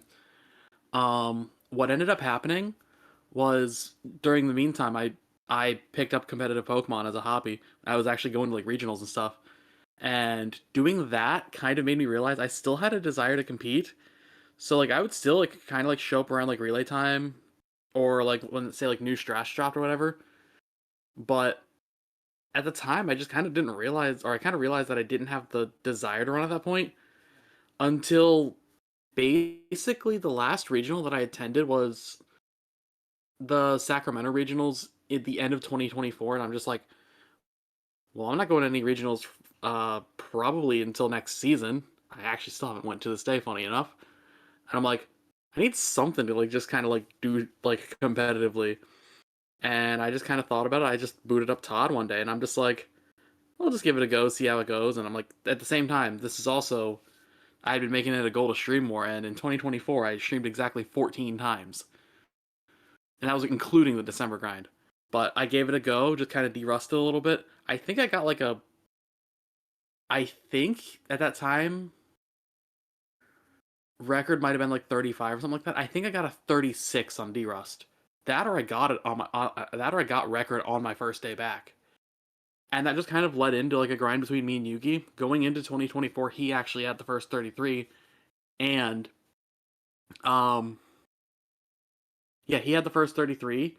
I was still a bit behind, and I remember at the start of 2024, or 2025, I genuinely was disappointed with not getting the 33 first. And that was kind of the thing that made me realize, okay, yeah, I still have this like desire to compete. And something about it just lit a fire under me to where my goal was originally just get NG Plus record back and then push the time down a little bit more. And I think I ended up getting, I forget what it was. I think I got like a 33:29 or something like that. Sorry if I'm going like off into like the whole like tangent about this, but I kind of got to provide like the backing to this. Okay, I'm checking speedrun.com real quick to see obsolete runs. Show, because my first 33 wasn't even like, it wasn't even like it was like a 33.5x or something like that. I think I just straight up took record from Yugi by like 30 seconds. I think it was like a 33.2x. And then that's where I was like, oh shit, the time's right there. I could go for it. I think at the time Yugi was off doing like the goal that he's been doing of trying to get a run in every category. So at the time I felt a little bit safe with that, to where I just kind of went and played the other categories to see how I felt about them. And once I did that, I kind of eventually came to the point where I was just like, all right, I got the record sweep back, and the first time that I got the sweep, I did what I called the sweep 2, where I just set new minute barriers in all of them. And given that NG Plus was the first one I came to, given that I still have the utmost respect for Yugi, I'm like, I was basically wanting to, no, I think Yugi might have actually came back for a little bit during this. Yeah, what ended up happening, I think I'll tell you what it was. Mm-hmm. Yeah, somewhere in the mix, I got a 33:17, and Yugi ended up getting a 33:29 or something like that. Somewhere in that mix, this also led to the implementation of long load removal. Oh, yes. Or at least talking about long load removal. Because those two times were a second apart. So long load removal, I had already gotten the first 32, and Yugi was a second behind me. But maybe it's just because I've been speedrunning for 11 years, I still kind of put like a bit of emphasis on RTA. So I wanted to get an RTA 32 more than anything else. And that's just kind of what it turned into. I didn't expect the 32:14 to be the exact reason why long load removal was a good thing for this game. But that runs only 16 seconds of long loads, with 2 of the levels being guaranteed long loads, compared to Robo's time being nearly 50 seconds. To put that into perspective.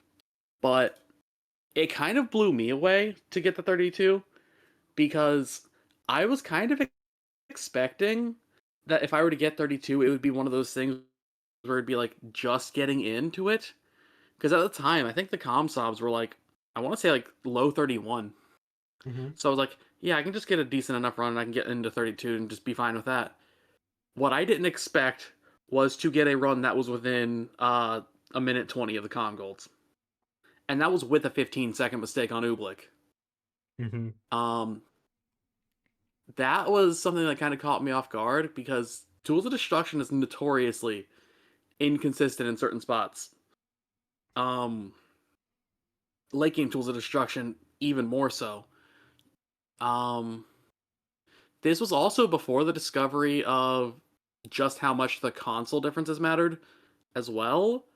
So basically for my own current PS3, which loses 24 seconds compared to a Check K model, that was basically just about the limit of like what I could realistically do as a runner.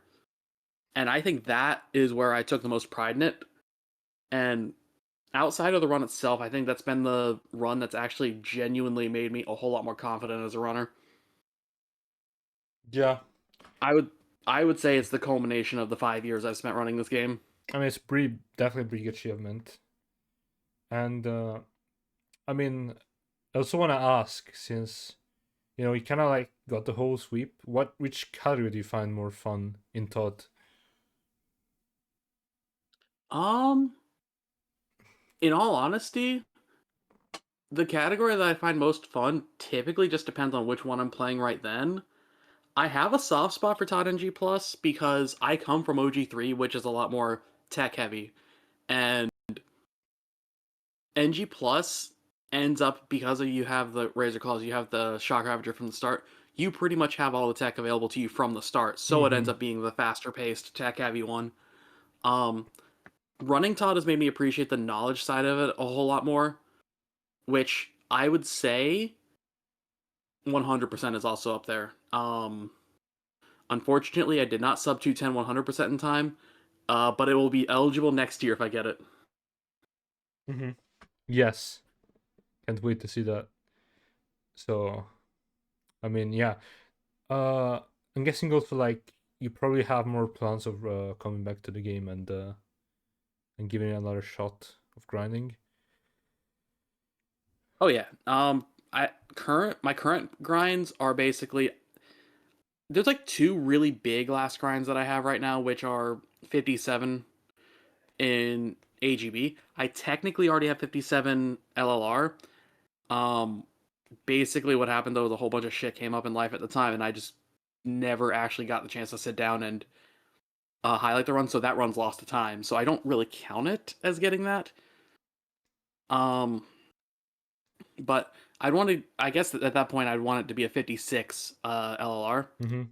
So 57 RTA and AGB is right there that I can try to get. Sub 210 100%. And then any percent kind of just whatever I feel like getting with it.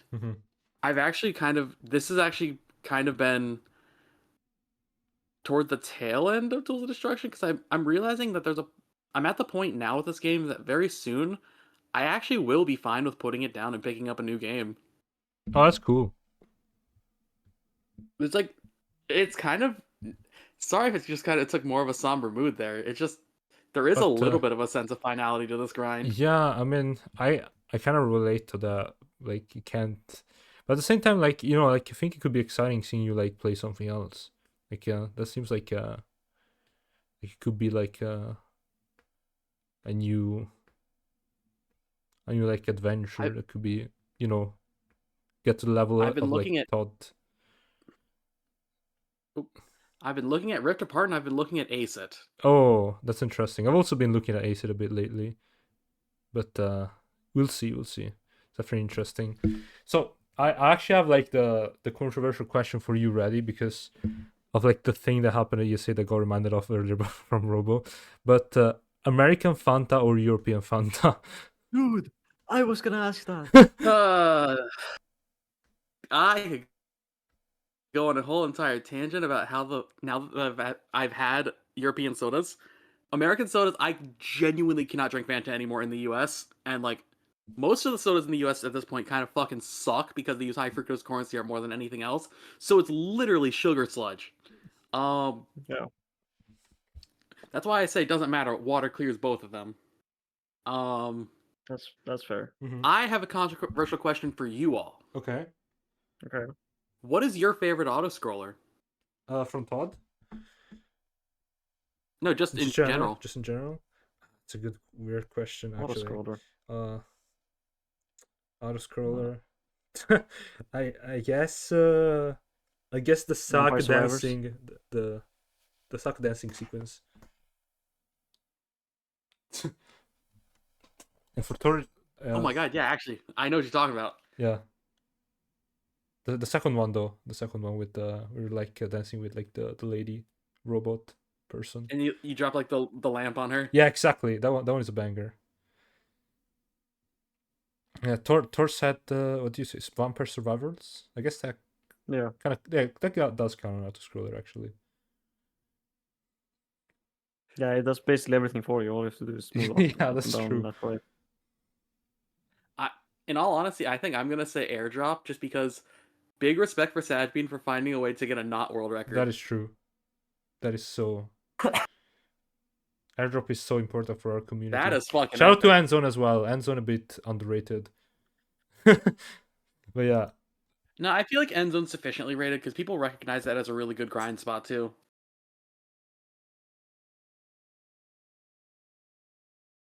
It is. But yeah, thank you for being on, Torp. I think Thank you for having me. yeah, it's been great. I'm just like, as much as I tend to be my own biggest critic, I'm just thankful that like I was in any of these discussions at all to begin with. No, I think like, you have done a lot this year. You deserve to be. I feel like you got a bit robbed somewhere, maybe in runner somewhat, but all the runners were good this year. To be fair, there were a lot of. I think Yeah, ultimately this- it's a good thing that Todd is eating a lot right now, Yeah, which that's is true. good. I'll just find a way to enter the awards next year. True. So I guess this means I need to actually finally do the gas video. That originally got delayed because I was just hitting a motivation slump, and then Bolt Smuggling kind of threw the yeah. entire premise of the video out because it's a whole new arc that just got added to it. So I just haven't actually sat down and restarted it. Okay, so we're gonna have Yugi drop the second round of voting right now in a minute on midnight. So thank you again, Torp. We're gonna just do an outro thing here, I guess. Yep. Thank you for being on, and Yeah, we'll see you later, Torp. yeah, See ya. see ya. Good luck to everybody. Thanks. So, closing statements. This was actually kind of sick. This was. I'm but glad this- there was so much turnout. I feel like I saw Yeah. a bunch of people in chat. Yeah, It kind of slowed down at the end, but I think it's because we're dragging on like a little long. yeah. I think we should have maybe tried to Yeah, to speed up yes, things. trim down on yeah, some yeah. questions maybe. Yeah, it's fine. I think it's been a really But- cool. I think. It's good for a first time, I think. Mhm. Yeah. I'm happy with this. Yeah, and obviously, like you It know, turned out well. if you guys enjoyed it, we're happy. Like this was an experiment. It's like of course the first time that it gets done, and I mean it was fun. So we're definitely down to do more. Probably last year, and Yep. yeah, everything went great. The Never Never incident. That was something. Yes. That was an incident. Yeah, that for was sure. sure something that happened. But yeah, Yeah. thanks everybody for showing up. Thanks everybody in chat for just like Yeah. watching. Like at the end of the day, this is like for all of you. And don't forget to vote. Don't forget to vote. Vote starts right now. And yeah, Yep. this was yeah, this took a lot of work, so I hope it like paid off. I actually like had to like limit some like uni work to work on this, so I hope like everybody enjoyed. I sure did. So yeah, so thanks everybody, and I guess we can rate someone with the Rock Runs channel. We can rate Safi. We can rate Safi. He's doing all check marks. So Sure. raid if I even have the permissions. Right, let's see. I don't think it lets me. And maybe Yugi do it. Otherwise, we just. Yeah, if end you the want to stream. vote, if you want to vote right now, the link's in chat. I'm assuming he's Yes, gonna, or Yugi's gonna exactly. post it in the Discord, I'm sure, soon. Yes, I Yeah, already have an yes, okay. announcement. Okay. Cool. Well, I guess no raids, so that's it. You Thanks, couldn't raid? everybody. Good night. No, I don't think I have the permission. I don't know. Okay. Good Well, night, that's fine. everybody. Thank you for watching. Bye bye. Vote.